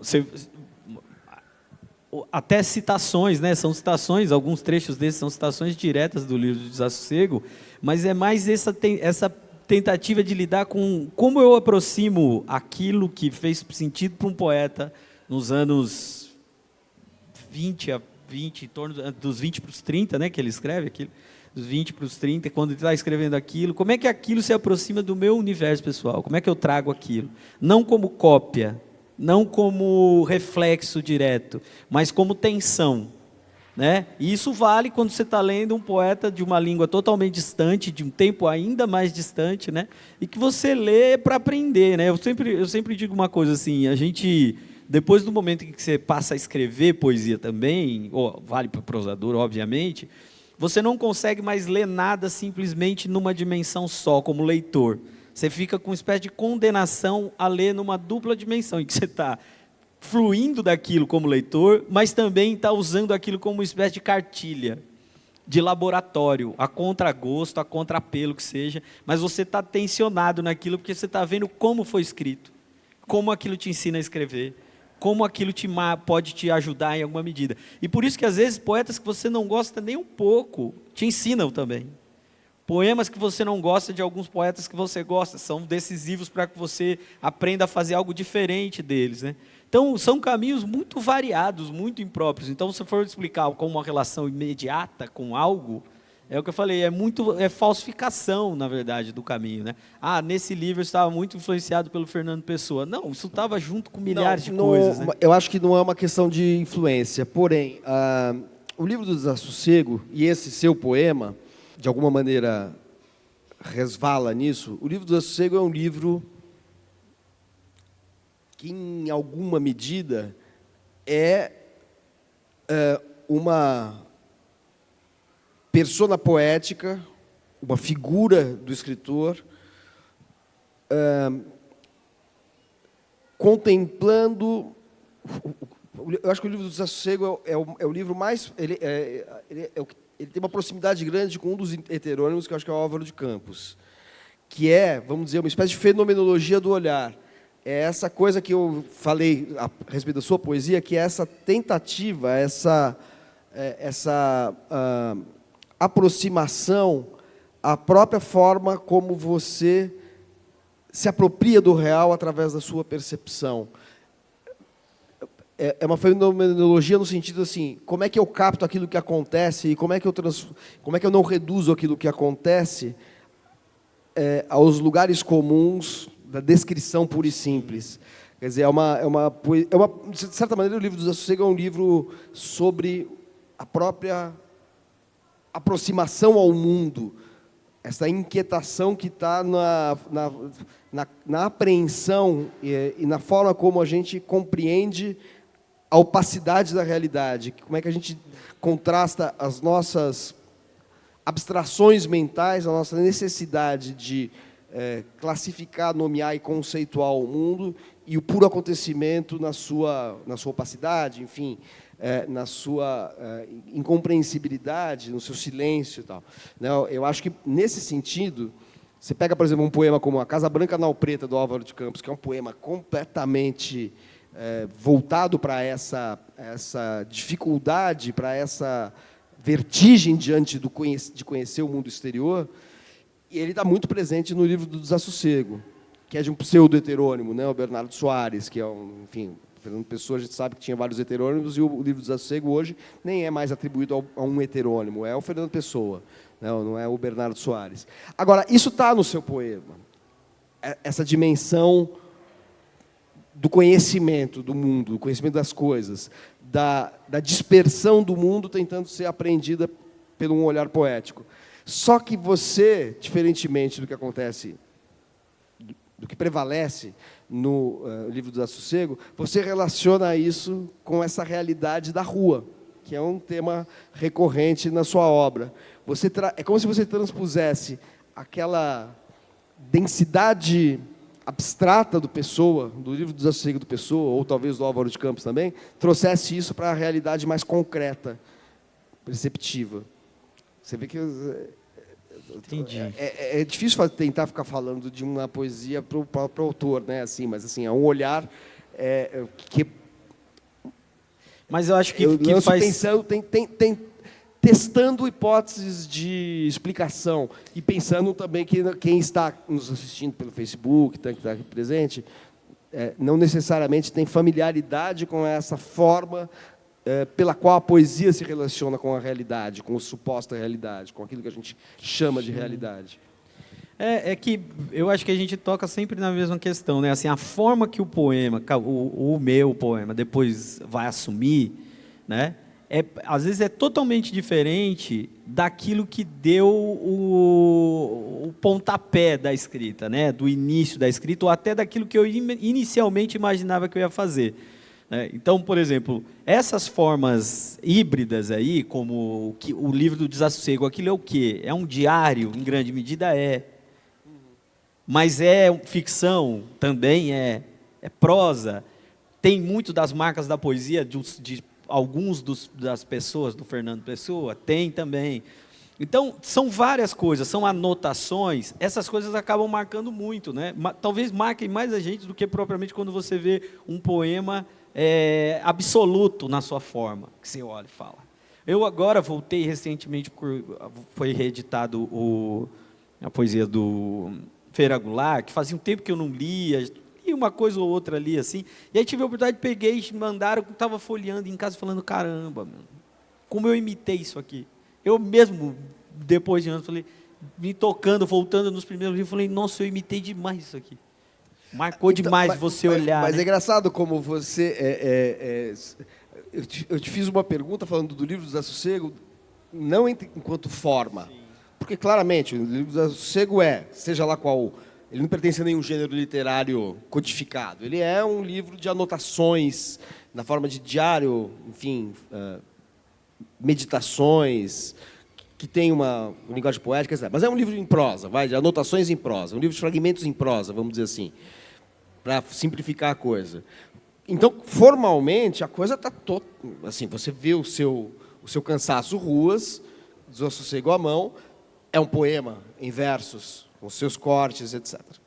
Então, formalmente, é inequívoco que houve uma transformação total. Mas eu estou falando de outra coisa. Estou falando, a gente nunca pode separar, é um pouco ingênuo, e talvez de um didatismo primário, separar forma e conteúdo. Mas o que eu estava falando é o seguinte, que neste poema você traz a mesma percepção, ou a mesma preocupação fenomenológica que está no livro do Desassossego, que percorre o livro do Desassossego. O livro do Desassossego, em grande parte, é sobre essa forma essa aproximação ao mundo. Na verdade, o livro do Desassossego me parece um livro de ensaio. É um ensaio no sentido original, montaignano, do Montaigne. O ensaio como o homem nu, sem o apoio dos livros, das referências filosóficas, teológicas, etc., nu diante do mundo, descrevendo tudo, registrando tudo e refletindo sobre esse registro. Acho que o livro do Desassossego está dentro dessa tradição ensaística original, não um ensaio de crítica literária, um ensaio sobre antropologia, ensaio de filosofia, não, um ensaio na acepção do Montaigne, né? Assim, o homem diante da escrita e a vertigem de transcrever a experiência para a escrita. Isso está no livro do Desassossego, isso está no seu poema, só que de uma outra maneira. Eu acho que a grande lição, né, que eu pego ali do livro do Desassossego naquela época que eu li, que parecia, em alguns momentos, né, quando você lê, você fala, caramba, esse livro parece que responde várias das questões que eu estava me colocando ali, e elas vão se adensando, né, mas uma ideia de desencaixe, de que você não se encaixa completamente nas coisas, de que você está sempre deslocado. E é claro que há outros tantos poetas, o próprio Drummond que a gente falou aqui, né, que é um poeta justamente desse não lugar, assim, né, parece um clichê hoje em dia falar isso, mas é um poeta de um não lugar, porque ele não está na infância, ele também não está no Rio, ele está o tempo todo sentindo desacomodado, né? E depois, veja, quantos anos depois eu vou fazer um título que para mim é bastante Bernardo Soares, que é esse Íntimo Desabrigo. Veja, quase 20 anos depois, quando eu lanço o Íntimo Desabrigo, é um título que para mim é muito Bernardo Soares, é muito o livro do desassossego. Ou seja, é ainda a mesma questão, né? É ainda a mesma questão de que você arrasta, tipo no Fernando Pessoa, se estivesse com ele aqui para a gente ler, ia ver como é fácil, qualquer página que você abre do livro Desassossego, e ele está falando desse lugar meio torturado. Olha o título do livro, né? O nome que ele decide para o livro, né? Ou seja, ele está nesse lugar sempre deslocado, torturado, e eu acho que é meio que nisso que a gente patina, né? Patina e tenta tirar proveito de alguma medida, né? Assim, poeticamente, criativamente, né? Bom, vamos lá. Você fez um pulo aí do Carbono, que é de 2002, para o Íntimo Desabrigo, que é de 2017. Né? Então, são 15 anos, um pouco mais de 15 anos aí. Mas, logo no começo da sua obra, você publica um livro que é publicado com outros 2 poetas. É um título que eu sempre tropeço nele, então eu vou ler aqui. Você pode até dizer... Um Mundo Só para Cada Par. É um livro, exatamente. Você publica Um Mundo Só para Cada Par com o Fabiano Calisto e o Kleber Mantovani. O que esse livro traz de comum entre os 3 poetas? Se é que há algo em comum entre os 3 poetas. Como é esse livro? Como é que é a estrutura dele? Cara, era uma coisa doida, porque... Também, tipo, nessa época eu falei das trocas aqui de livros que a gente estava lendo e lendo as coisas juntos e conversando, sai a ideia de fazer um livro de poemas de amor. Vamos fazer um livro de poemas de amor, e essa era a ideia. Mas muito marcado pelo Drummond, daquele poema Minha Flor, que, aliás, a gente, eu acho, coloca como epígrafe do livro. Lembra esse poema? Minha flor, minha flor, minha flor, minha calêndula, minha não sei o que lá. Ele fica falando um monte de nome de flor. É um poema em prosa do Drummond. E dos 3 Mal-Amados, que vinha daí a ideia do livro, dos 3 Mal-Amados do João Cabral. E era isso, é engraçado, porque depois de um tempo, hoje, você sabe, né, teve um boom das oficinas, eu mesmo dou uma oficina de poesia e tal. E na época, a nossa oficina, eu acho que era feita entre a gente ali, ficava brincando de provocar um ao outro a escrever. Né? Principalmente eu, Fabiano e Kleber, a gente passava um sábado, às vezes, inteiro junto, inventando coisa. E daí, esse livro é bem um retrato desse momento, dessa experiência, sabe? De se provocar a escrever sobre a mesma coisa, a partir de conversas em comum sobre determinados autores que a gente estava lendo, para ver como cada um resolveria aquilo. Né? E o livro é um reflexo disso. Mas depois eu vou, inclusive, usar... A minha parte que está nesse livro, ela entra no Carbono, né? Ela entra no Carbono, ele sai antes, e depois eu até uso. E também é isso, uma outra ideia, né? De que aqueles mesmos poemas que surgiram vinculados com essa experiência coletiva, de provocação a nós 3, né? Provocação de um ao outro ali, de escrever sobre aquilo, de que aquilo também seria o núcleo depois de um outro ciclo de poemas. E de livro a livro eu vou percebendo que várias vezes eu faço isso, né? Um núcleo de um determinado, sei lá, um determinado conjunto de poemas que surge por uma razão meio aleatória, né, em algum momento, depois ela vai servir de provocação para que eu escreva outras coisas, para que eu crie ruídos. Né? Que hora entra na sua vida? Érico Veríssimo e Mário de Andrade, com olhar os livros do campo, lá, até que ponto entra na sua vida? Esse eu não sei mesmo. Já li, mas assim, eu não sei dizer que relação teria com Érico Veríssimo, não. Mário de Andrade, essas figuras gigantes, assim, elas nos assombram, né? Elas estão aí, às vezes até da gente nem imagina o quanto elas nos marcaram, né? Assim, mas estão aí. Mas é muito um caminho... De livro em livro, eu vou abrir para perguntas depois, por favor. Você falou assim, de livro em livro, você usou essa expressão, e eu queria te perguntar assim, após o Carbono, você falou dos 2 primeiros livros, de livro em livro, o que você observa em relação a transformações na sua linguagem? Eu acho que o Planos de Fuga é um livro que tem um contraste evidente. Sim. Talvez você pudesse falar, o Planos é de Você lembra o ano? Deixa eu olhar aqui. 2005, que é o livro seguinte ao Carbono, né? Há uma transformação evidente, é um livro que tem uma, vamos dizer assim, uma densidade de linguagem que se aproxima da prosa. Quase poemas em prosa, muitos pelo menos esses que estão nessa série que batiza o livro. O que você percebe de transformações na sua linguagem a partir do Carbono, começando pelo Planos de Fuga?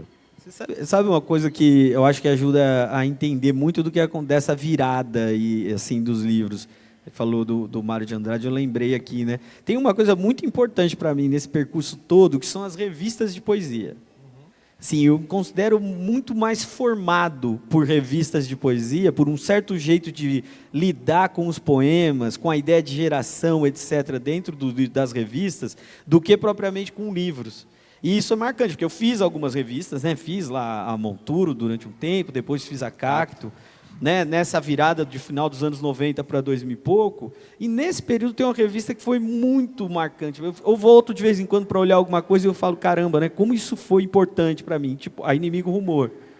Em outras gerações todas da poesia, não só no Brasil, né, mas as revistas de poesia são muito importantes para os poetas. Tem um jeito de mostrar que, por exemplo, não existem gerações fechadas na poesia. Não sei, da prosa a gente pode falar em outro momento, mas eu digo, na poesia não tem. Então, você pegava o primeiro número da Inimigo Rumor, você tinha o Augusto de Campos com 70 anos e um poeta de 15 anos, 18. E essa ideia começa a embaralhar tudo no bom sentido para mim, de falar, pô, isso, então não faz diferença essas coisas, é o Chico Alvim, o Augusto de Campos, o Ferreira Goulart com 70, 60 e tantos, mas são os poetas que estão chegando. Tem uma outra coisa importante das revistas, que são as traduções, por exemplo, essa ideia de que os poetas do mundo todo, de épocas diferentes, estão escrevendo essa mesma coisa chamada poesia, de formas diferentes, por propósitos diferentes, e que a forma como isso vai ser traduzido, a forma como isso vai aparecer lado a lado com outros poetas que estão criando nesse momento, como isso tudo vai marcando a gente. Então, quando chega nessa virada, eu olho por exemplo, a série principal do Planos de Fuga, que é de poemas em prosa, ela não me... a Inimigo Rumor fez uma edição antológica, né, sobre poesia. De poesia em prosa. Você está nela? Tô. É com Planos de Fuga? Com Planos de Fuga, sim, eu acho que tem uns poemas dele. Que é uma tradição, talvez, mais portuguesa, né? É mais forte em Portugal, o poema em prosa, né? E tanto que salvo engano meu, essa revista Inimigo Rumor tem muitos poetas portugueses, porque ela já era da uma fase parceria, né? Brasil-Portugal.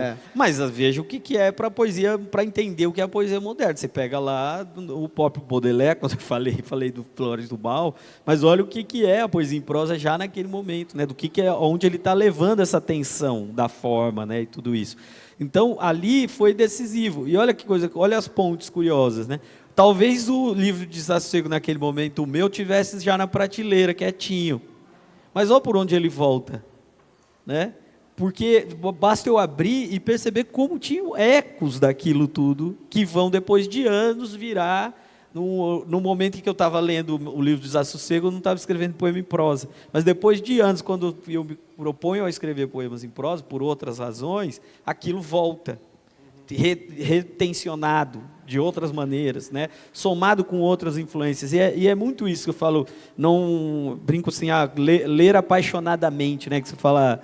Pô, você mergulha em alguns poetas, parece que só aquilo responde tudo que você quer naquele momento, estou ligado demais com aquilo, mas, ao mesmo tempo, você larga aquilo completamente e gruda em outra coisa. Mas na gente, né, no ponto de vista da criação literária, de você nunca abandona completamente, porque essas coisas voltam, elas vão voltando. Então, eu percebo muita influência da poesia concreta, do que eu fiquei pensando e lendo sobre os poetas concretos, ainda que eu não tenha nenhum poema em que explore a visualidade, a maneira concreta. Mas eu, por exemplo, recentemente fiz um poema chamado Somália. Não sei se você conhece, um poema que é uma série de números gigantescas sobre um atentado em Mogadíscio, né, e virou um poema... uma tripa gigante de números, até está aqui nesse livro.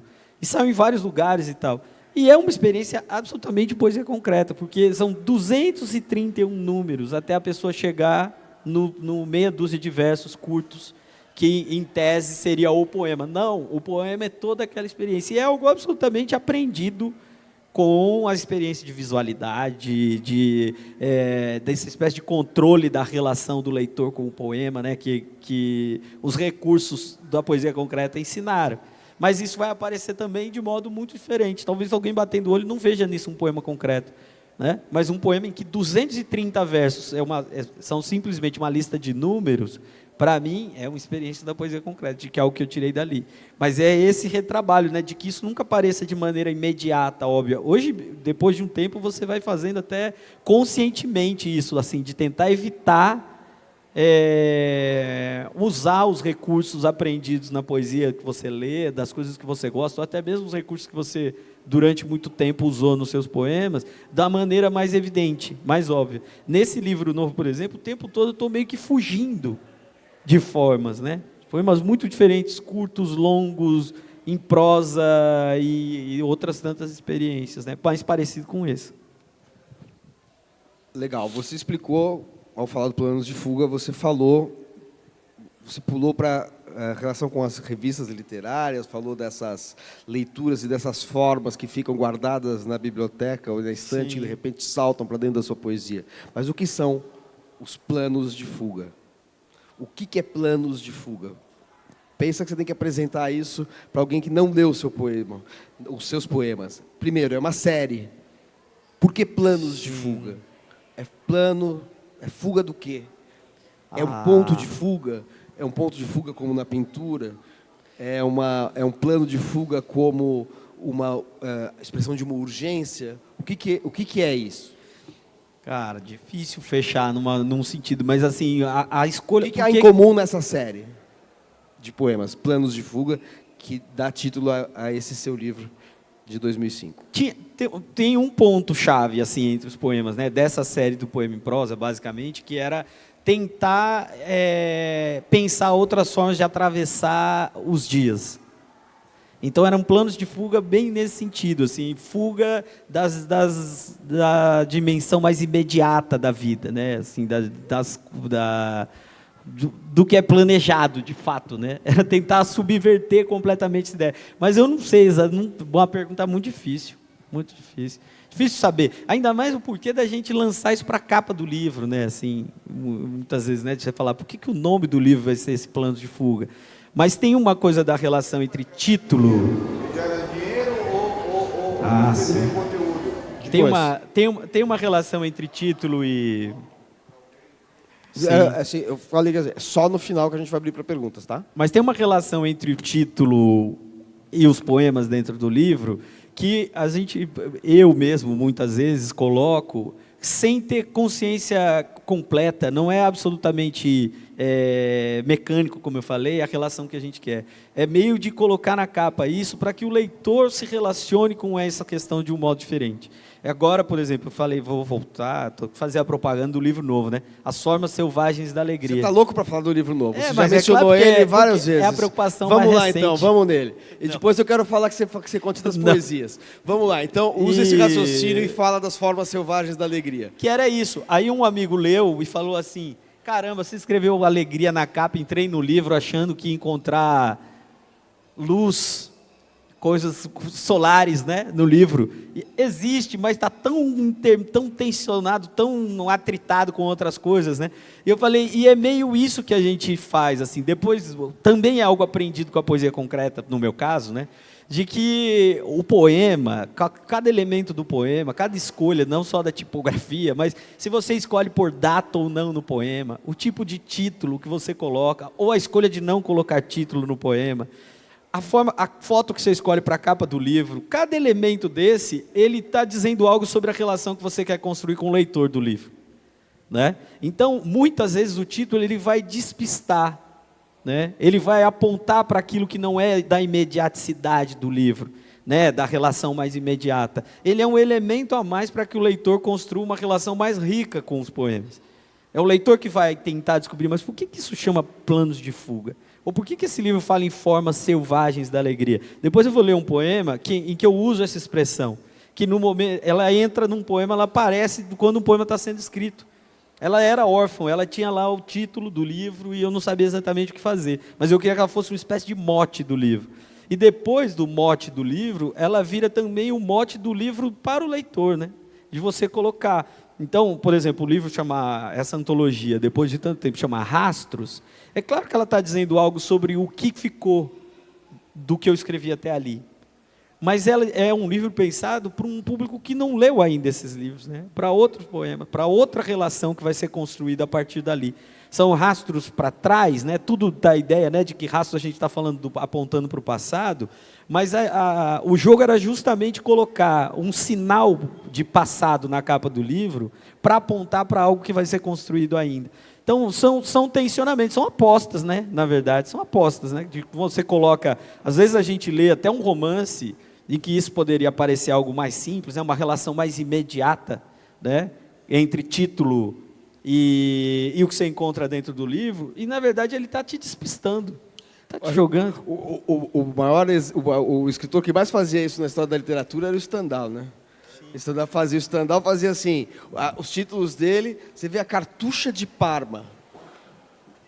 Não tem nada de cartucha de Parma no livro. Assim, tem uma menção numa linha na página 300, tem lá uma coisa em Parma. O livro se passa na Itália, mas é outra coisa, não tem nada. Assim, a ideia de cartucha, que enfim é um mosteiro, né? Um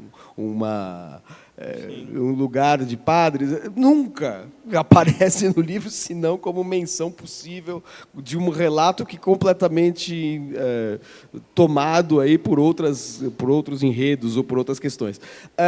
Vamos lá, então. E aqui nas formas selvagens da alegria, qual é a pista ou despistamento para o leitor? Eu vou ler o poema. Conta um pouco sobre esse livro, como ele surge, quando ele foi escrito. Ele é um livro escrito durante a pandemia. Como surgiu esse livro? Vamos lá. Eu comecei, os poemas mais antigos aqui são de 2019, por aí, né? 2019. Tinha poucos poemas. E tinha acabado, estava trabalhando muito em pensar esse livro aqui e tal, e alguns poemas surgiram, mas eu falei, não, que for 2019 não vai entrar. Eu ia fechar dentro do Rastros esse ciclo de 20 anos, com cerca de 150 poemas reorganizados e tal. E vou fechar esse ciclo, e depois eu penso um outro livro lá na frente. Veio a pandemia, eu tinha poucos poemas, como eu falei, escrevi pouco, 2020. No ano passado surge essa ideia, né, mandei uma proposta para o PROAC, que era esse prêmio por histórico de realização literária e tal. E deu certo, ganhei o prêmio e tinha um livro para escrever, tinha um tempo para fechar até agora. Nesse caso você escrevia, você explicava o livro e colocava poemas, como é que funciona? Como é por histórico de realização, é mais baseado no que você fez até ali, do que sobre o que você está propondo fazer. Então, não era tanto... É meio que um cheque em branco. Falar assim, tendo visto que você fez até aqui, toma aí o prêmio e faz o livro. Mas você tem que explicar o que é, mais ou menos, qual é o seu projeto de livro ou não? Como é que funciona isso? Nesse caso, bem superficialmente. Mas, por exemplo, o Lugar Algum, que é o que eu lancei em 2007, ele foi uma bolsa da Viter. Não sei se você lembra da bolsa Viter, na época, né? Esse caso, sim, tinha que falar, olha, o livro vai ter 80 poemas, vão falar disso, daquilo e tal. E o que era sobre o Lugar Algum? O que você falava? Lugar Algum era a ideia de de poemas escritos na rua. Uhum. Eram 80 poemas escritos na rua. E o livro inteiro é isso, assim, tem uma série grande que são CEPs, né, em que eu fui escrevendo a partir de determinados CEPs, de lugares em que eu estava sempre.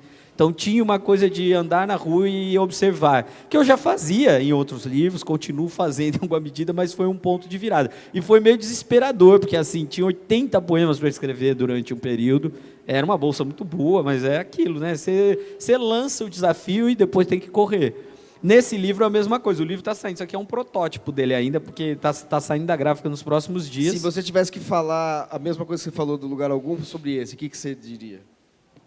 Assim, para escrever? Assim, lá eram livros escritos na rua, e aqui? Poemas escritos sobre essa experiência de não ter a rua.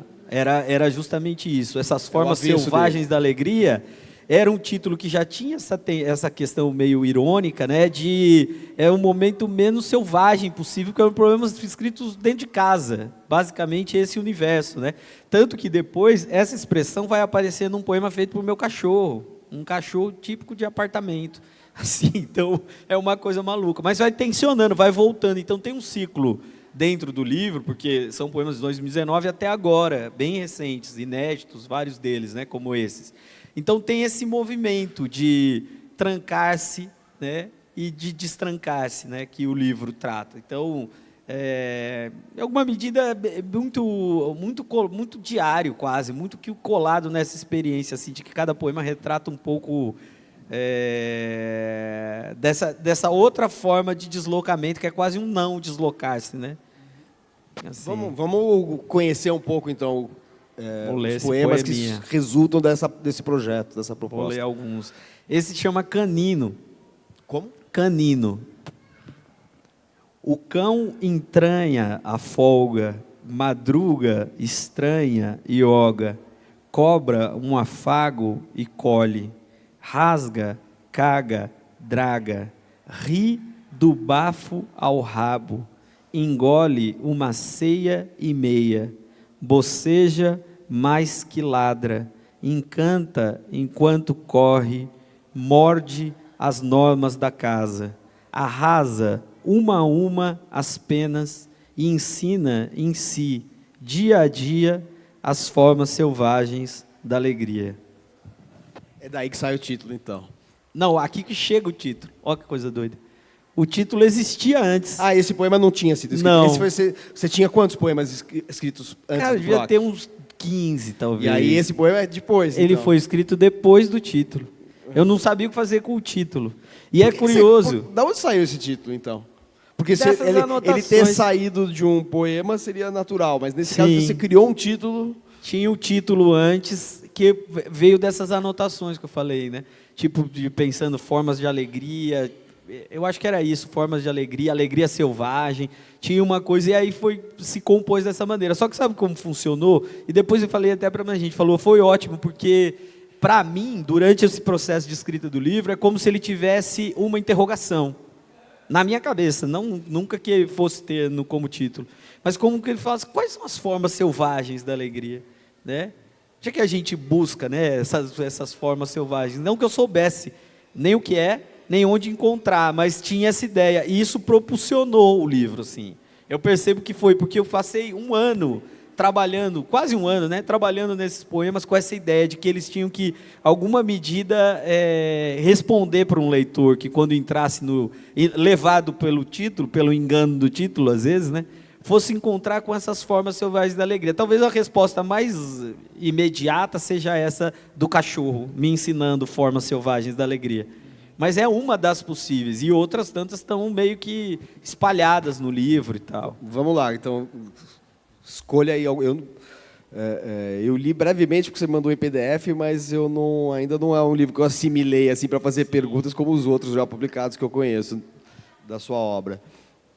Tem muito, depois de olhar, é curioso, né? Depois de você ver os poemas juntos, você vai percebendo, vai construindo a sua leitura. E também com os primeiros leitores, né? Os amigos que leem, que vão falando coisas, e você fala, pô, verdade, né? Conexões entre os poemas, assim. E tem muito de jogo também. Tem uma coisa com criança, uma coisa infantil, que você vê, meus filhos hoje já estão grandes, né? Demora até você conseguir se aproximar disso. E tem um poema, por exemplo, esse chamado Sopro, que fala, um mapa do país, uma tesoura, a janela aberta. Cortar com cuidado, estado por estado, respeitando as fronteiras pela última vez. Jogar o país em pedaços para o alto. Agora, deixar soprar o vento, até reinventar a velha geografia. Recolher o país do chão, recomeçar. Tem Um poema cartográfico. É uma sobre forma a nossa, selvagem sobre da a nossa alegria. dispersão, Não é? nossa dispersão selvagem e disforme, né? Vários. Esse daqui, ó, junto. O casal mais bonito da cidade ou do planeta talvez seja esse, que se forma tímido entre aquela moça sozinha, PF sobre a mesa, e alguém invisível, noutro canto do país ou do mundo, que o trabalho separa e a rede envolve em laços de dados. Meio tentando mudar a forma, sabe, de olhar assim. Muita coisa, cara. Vamos lá. Eu queria, depois que a gente reservasse, a gente está meio que chegando ao final aqui, eu queria só ver se tem alguma pergunta e falar um pouco das revistas literárias. Então, mas quero que você fale do novo livro para você poder apresentar para os leitores essa edição, que vai sair quando? Está saindo agora. Novembro a gente lança, no início de novembro. Perfeito. Mas está saindo da Da gráfica. Martelo. Eu vou... Alfarrábio. Da Farrado. Alfarrábio. Vou ler um outro, chama Fauna. Esse aqui já é um jogo também. São os poemas que eu acho que respondem mais diretamente, se isso é possível, à questão do título, né? Esse chama Fauna. Gatos nunca dizem oi, senão à sua maneira. Formigas recebem todas o mesmo salário. Baratas nunca sabem a hora de ir embora. Cachorros são visitas em sua própria casa. Cigarras fazem greve até nos dias de folga. Corujas desdenham das ideias de Hegel. O sonho do louva-a-Deus é ser não praticante. Bem-te-vis não ligam para o nosso futuro. Você falou tudo o contrário. Uma poesia, tudo falando aquilo que as coisas têm que acontecer e não acontecem. Eu vou ler um poema para você agora, de presente. Chama Ler. Você falou que gosta muito de ler? Eu vou te ler um poema, chama Ler. Ler até se perder. Ler até não ter mais o que dizer. Ler até sufocar o que insiste em querer. Ler até não ter do que esquecer. Ler até querer apenas mais e mais ler. Ler devagar, deixar-se ultrapassar pelo que ler. Ler séculos em semanas, dias em anos. Ler por horas, uma mesma hora, o que se há de ler. Ler até encontrar no desvio o que escrever. E não escrever, senão no desvio incontornável do que ler.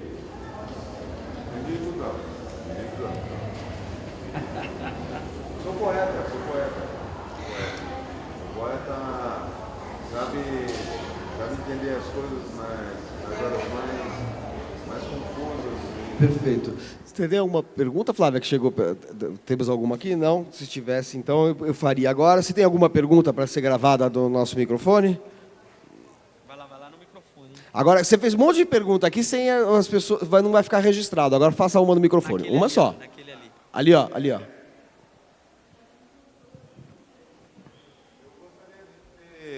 O privilégio, assim, de falar para o poeta,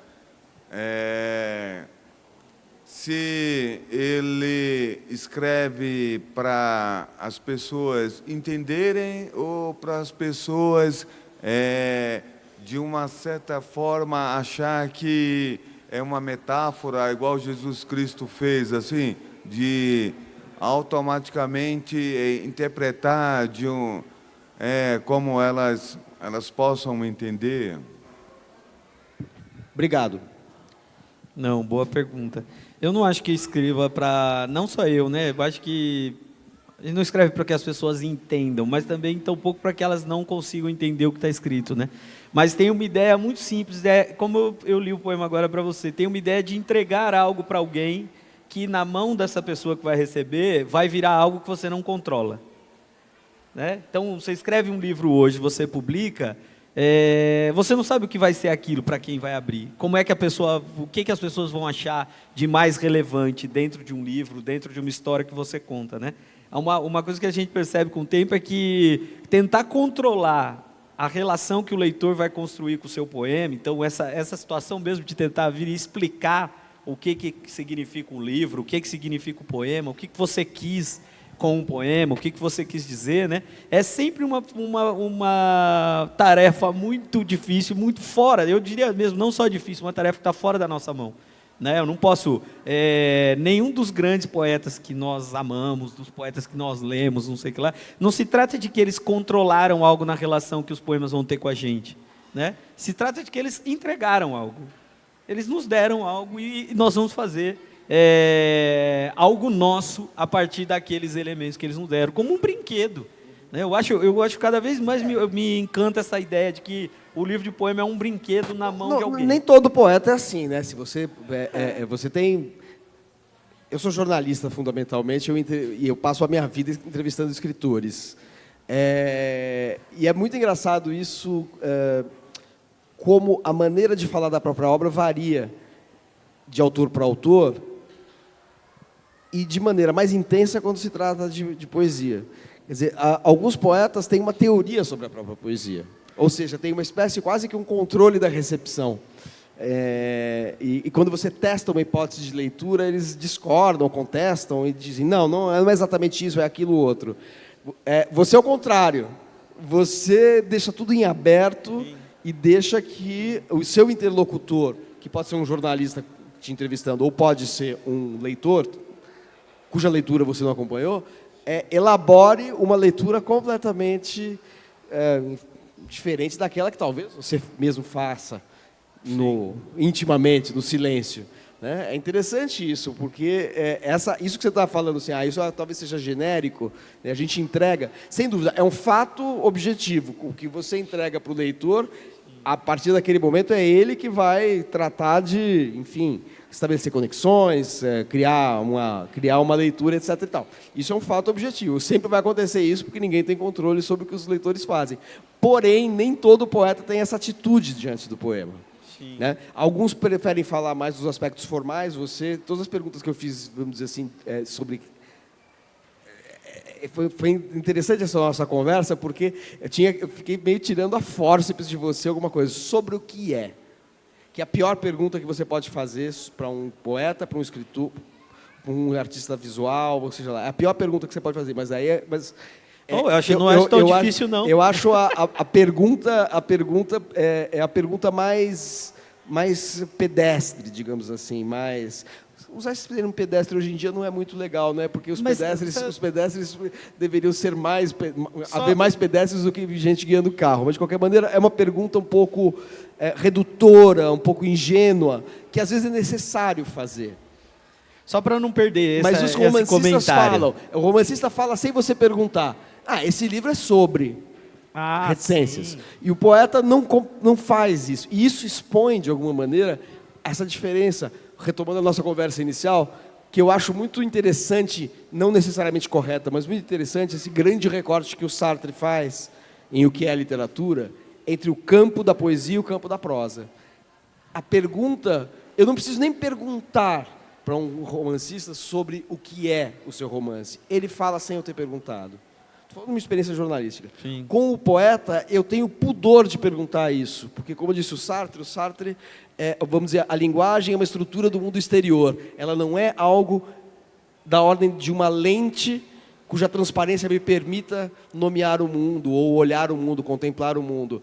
Ele sem necessariamente dizer que ele está certo ou não, que você discorda ou não com ele faz uma observação muito interessante sobre esses dois universos. Eu tive a experiência essa semana de entrevistar o Raimundo Carreiro, que é um romancista e contista pernambucano, e ele falou isso, assim, o livro O que é a literatura, do Sartre, é o livro mais perturbador sobre literatura que eu já li. Não necessariamente eu concordo, mas é o que mais coloca questões. E essa questão se coloca, eu coloquei no começo da nossa conversa e estou retomando aqui. Quer dizer, essa pergunta é besta para um poeta. Sobre o que é. Porque eu tive que tirar, assim, meio à força... E planos de fuga. O que são os planos de fuga? É fuga do quê? E você percebe a dificuldade, como a própria maneira como a gente estabeleceu a conversa aqui, diz muito sobre o que é, sobre o estatuto da poesia por si só, né?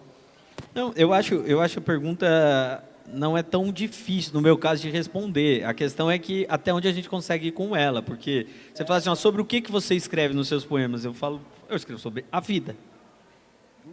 Né?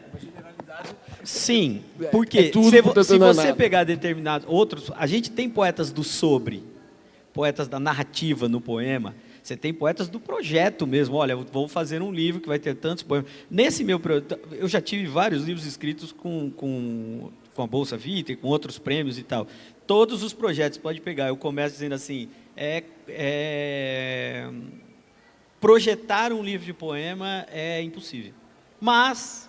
eu começo sempre com isso. Não tenho a menor vergonha de dizer, porque, na verdade, eu não sei de antemão o que o livro de poema vai ser.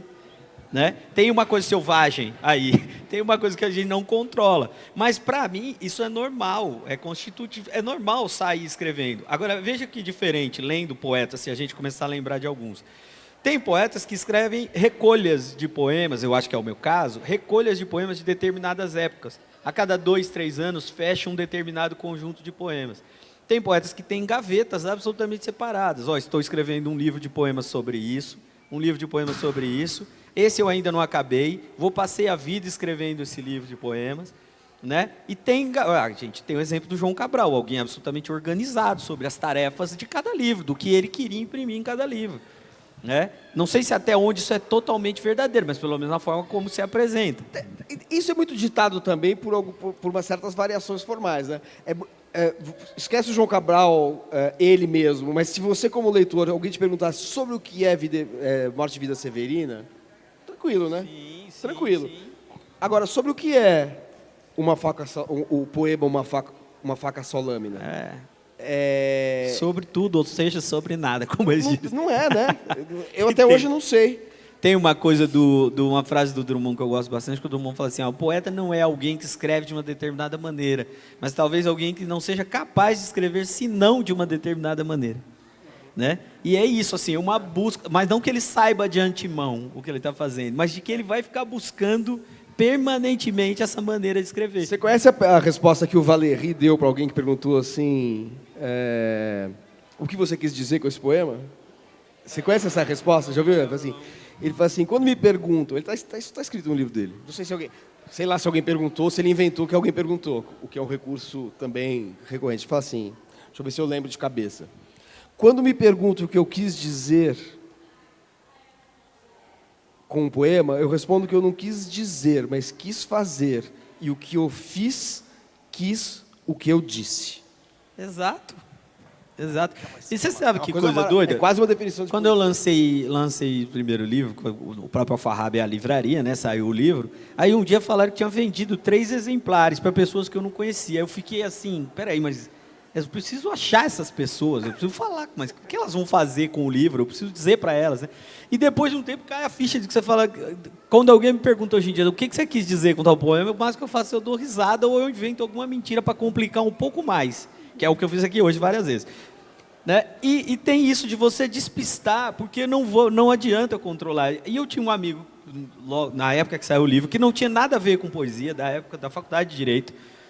E ele pegou o livro e leu o poema, né? E falou, cara, esse poema aqui sobre sexo, muito legal. Eu falei, eu não posso, não tinha passado pela minha cabeça, porque ele leu num poema, porque era uma série de, tá até aqui, eu nem lembro qual é agora o poema, uma série de verbos no infinitivo, entrar, tentar ficar, passar, voltar.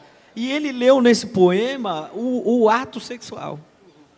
E o poema simplesmente não falava disso. Estava falando de um deslocamento, mas falava? É isso que a gente demora até perceber, que não falava, mas falava, porque se ele falou para alguém aquilo, ele fala também daquilo. E não, ainda que eu não saiba, né? E parece meio assim, falar, tá, mas então poesia é não quer dizer nada, quer dizer tudo. O autor não sabe o que disse. De fato é, por isso que mesmo entre grandes leitores de literatura, você vai encontrar vários que eles não gostam de ler poesia. Porque parece que a poesia não entrega o que eles querem. Né? Se eu não posso perguntar para o autor o que o poema diz, e o autor falar, este poema é sobre isso, eu disse isso. Se você não tem uma espécie de parâmetro sobre como ler certo ou errado, que conteúdo tirar dali ou não, né? Parece que não é sério. E muita gente, né? Eu não diria nem que não é sério, mas aquela coisa é um nível de ambiguidade permanente, incontornável. De instabilidade, né? Que muita gente não aceita. Tarso, não, maravilha. Não, acho que você, justamente essa sua recusa de explicitar ou nomear isso, você coloca mais a situação e o resultado formal, mas não o sentido, o significado, já coloca a questão do significado em poesia, como ele é absolutamente problemático e ele se desloca em relação à nossa ideia do significado no sentido semântico, do signo verbal.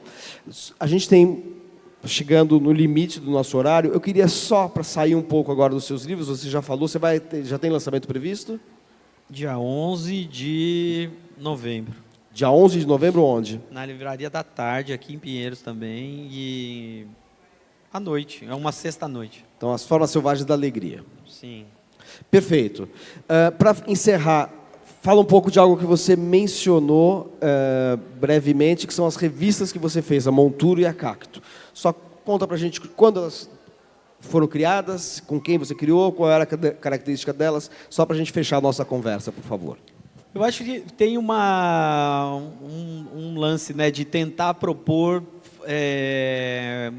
para um leitor qualquer, para qualquer outro leitor, uma forma de lidar com a cena poética, muito rica, que às vezes quem está mais mergulhado vai perceber essa cena de uma determinada maneira. As revistas são, hoje, por exemplo, eu acho que as revistas são muito necessárias. Seria muito necessário que tivesse mais gente disposta a fazer revista. Quando você tem 1000 livros de poesia saindo, hoje em dia sai muito mais do que 1000 livros de poesia contemporânea, imagina, né, pegando pelos prêmios, né, nacionais e tal, mais de 1000 livros de poesia, a revista tem um papel fundamental, que é o de tentar propor como lidar com isso. Entradas. As antologias são um pouco assim. A gente considera muito a ideia de que a antologia ou a revista é o lugar de chegada da produção da época. Eu gosto muito de pensar isso tudo como um lugar de partida, para que o leitor bata o olho naquilo e fala, pô, vou atrás disso. Como os livros que você fez, né? O livro sobre literatura brasileira hoje, essa antologia, né? Como um ponto de entrada. Saem brigas parecendo que assim, pô, quem ganhou a corrida foi injusto, como se fosse o ponto final, né? E isso é muito pequeno. Então, as revistas surgiram sempre em conversas com outros poetas e outras coisas, falando que a revista dá um acesso ao universo dos livros, do que tá sendo feito, pensado sobre poesia, né, do que é de um conceito mais amplo de contemporâneo, disso, daquilo, que dá para ser apropriado dessa maneira, né? De formas diferentes. Então, é uma ideia experimental mesmo da revista. E, objetivamente, essas revistas duraram de quando a quando? A Monturo e a Cacto? A Monturo teve 3 números, isso é o outro assina das revistas, né? Elas têm 3, 4 números, salvo a Inimigo Humor, que teve 20. E a Cacto, na sequência, logo depois que eu editei com o Eduardo Stesi, ela teve 4 números. Mas era uma revista grande, eram 200 páginas de poesia, tradução de poesia. Em que épocas foram? 99 a 2001, 2002 a 2004. Né? Elas tinham uma periodicidade espaçada. Semestral, então. Normalmente, Perfeito. A Monturo você fez sozinho ou com a quem você Monturo fazia? Eu era o editor, mas tinham outros poetas. Então, a cada número meio que se revezava, uma turma assim. E com a Cacto, na Cacto... Era eu e o Eduardo Sterzi. Você e o Eduardo Sterzi, os editores. E quem olha hoje não tem uma ideia assim, da forma de circulação mesmo, como era importante. Porque hoje você tem uma espécie de revista viva, permanente, que é a possibilidade de, se você citar um poeta aqui para mim, eu entro no celular e procuro poemas dele. Ou acho um pedaço do livro de alguém na internet, ou até acho o livro inteiro, né? A gente, em 2002, 2002, não tinha esse recurso de achar. Né? Não tinha esse recurso. Então, a revista tinha uma função ainda mais importante, que era de franquear caminhos mesmo, né? Agora, você também promove, organiza, concebe, junto com o Heitor Ferraz, uma série de encontros. Não sei se agora com a pandemia foi interrompido, vocês vão retomar ou não, numa livraria no centro de São Paulo, ali na Praça da... Atrás da Mário de Andrade, como é que chama aquela praça? Eu esqueci agora, na São Luís? Dom José Gaspar, né? José Gaspar. Naquela livraria como... Livraria era... Meu Deus, Taperá, que era na galeria. Que era um ciclo, a gente fez bastante, passaram, sei lá, 60, 70 poetas por lá. Mas vinha de uma ideia muito parecida, que essas coisas aos poucos vão fazendo sentido, né? Assim, de gostar de ouvir os poetas como o autor do poema, ou até mesmo outras pessoas lendo, como uma forma de entrar no poema, de aprender a ler poesia. E aí a gente reunia uma vez por mês 3 poetas para lerem, e publicamos, né, plaquetes com alguns desses poemas. E era uma ideia de, assim, quando eu ouço o autor lendo, aquilo me abre portas, caminhos para entrar no poema que, às vezes, sozinho eu não ia conseguir fazer. E a ideia foi assim, começou e depois se tornou uma coisa muito legal, grande, assim, e vai ser painel, retomado né? agora, depois da pós-pandemia? Tem conversas aí, mas eu não sei não. Como chama o evento? Chama Vozes Versos. E está registrado, fica disponível do site da Tapera. Cara, né? não. Não fica? Eu acho que eu já vi alguma Isso coisa. é muito talvez fosse em pré-pandemia. fotos, A né? gente publicava em papel, mas assim, quem foi, tem fotos. Mas quem foi, viu, quem não foi, não viu. Eu A achei gente que- não eu gravava. Assim como que outras algumas coisas da Tapera tem registro em vídeo também. Eu achei que esses encontros tivessem. A Não. gente não gravava nada, nada. Quem viu, viu. E era um laboratório interessantíssimo, porque era ver muita gente, gerações diferentes, poetas diferentes, lendo seus próprios poemas, né? E tanto coisas novas, coisas ainda que não estão em livro, né? E abrindo com a gente esse processo, né? Era muito bacana. Tarso, muito obrigado. Eu já vou passar a palavra para você se despedir. Só queria agradecer quem nos acompanhou aqui na Biblioteca Parque Vila Lobos e pelo Facebook da Biblioteca e deixar o convite para os próximos encontros do Segundas Intenções. Então, a gente vai ter no dia 5 de novembro, na Biblioteca de São Paulo, no Parque da Juventude, o escritor Sacolinha. Todos os encontros que eu vou relacionar agora são sábado, das 11 às 13, a exemplo deste encontro que a gente acabou de concluir com o Tarso de Mello. Então, no dia 5 de novembro, na Biblioteca de São Paulo, o Sacolinha. Depois, no dia 19 de novembro, aqui na Biblioteca Parque Vila Lobos, o Ailton Krenak. E, para fechar o ano de programações do Segundas Intenções, a gente vai ter um único evento aqui na Biblioteca Parque Vila Lobos, no dia 3 de dezembro, com José Miguel Wisnik, para falar da obra dele, mas bastante também sobre Veneno Remédio, seu livro sobre futebol, um clássico do ensaísmo brasileiro, que ainda será colocado ao lado de Casagrande Senzala e Raízes do Brasil, porque olha o Brasil a partir do futebol, mas é um negócio magnífico, Genial, né? uma leitura genial do Brasil a partir do futebol, e que vai ser tema desse encontro com o Wisnik durante a Copa do Mundo. Né? E espero que até lá o Corinthians já seja campeão. E nós dois, então, encerramos aqui a nossa conversa. Vamos cada um para casa fazer a nossa fé. Você no Corinthians, eu no Flamengo, para o jogo final, o segundo da Copa do Brasil, a ser jogado no maior templo do futebol mundial, chamado Maracanã, que é a casa do Flamengo, como você bem sabe. Tarso de Mello, muito obrigado pela sua participação, brincadeiras futebolísticas à parte, que, enfim, a gente aqui, um corintiano e um flamenguista juntos, sempre dá nisso. E que gostam de futebol ainda por cima, né, Tarso? Obrigado pela sua participação, foi um prazer conversar com você aqui no Segundas Intenções, e faremos outros encontros sobre o próximo livro ainda. Espero que a gente volte a se reencontrar várias e várias vezes aqui ou em outros lugares. É isso aí. Muito obrigado a quem nos seguiu. Deixo a palavra final com o Tarso. Obrigado, Manuel. É um prazer mesmo conversar com você, participar aqui, conhecer a turma aqui do lugar, quem assistiu. E é isso. Espero ter contribuído com a confusão a respeito do que é poesia, assim, e do que a poesia, principalmente do que a poesia pode ser. E vou acabar lendo mais um poema desse livro, do Formas Selvagens da Alegria, que também, eu diria, mais uma das respostas possíveis para essa não pergunta da capa do livro. Chama Diga. Tapar os ouvidos ao mercador, fechar as portas à visita dos ventos, que chegam do sempre, do mesmo. Todos os papéis exercidos até aqui, as falas decoradas e redecoradas, o figurino estreito, sufocante, não são mais que poeira no tempo. Um rasgo no eixo da crônica, um caderno arrancado à biografia.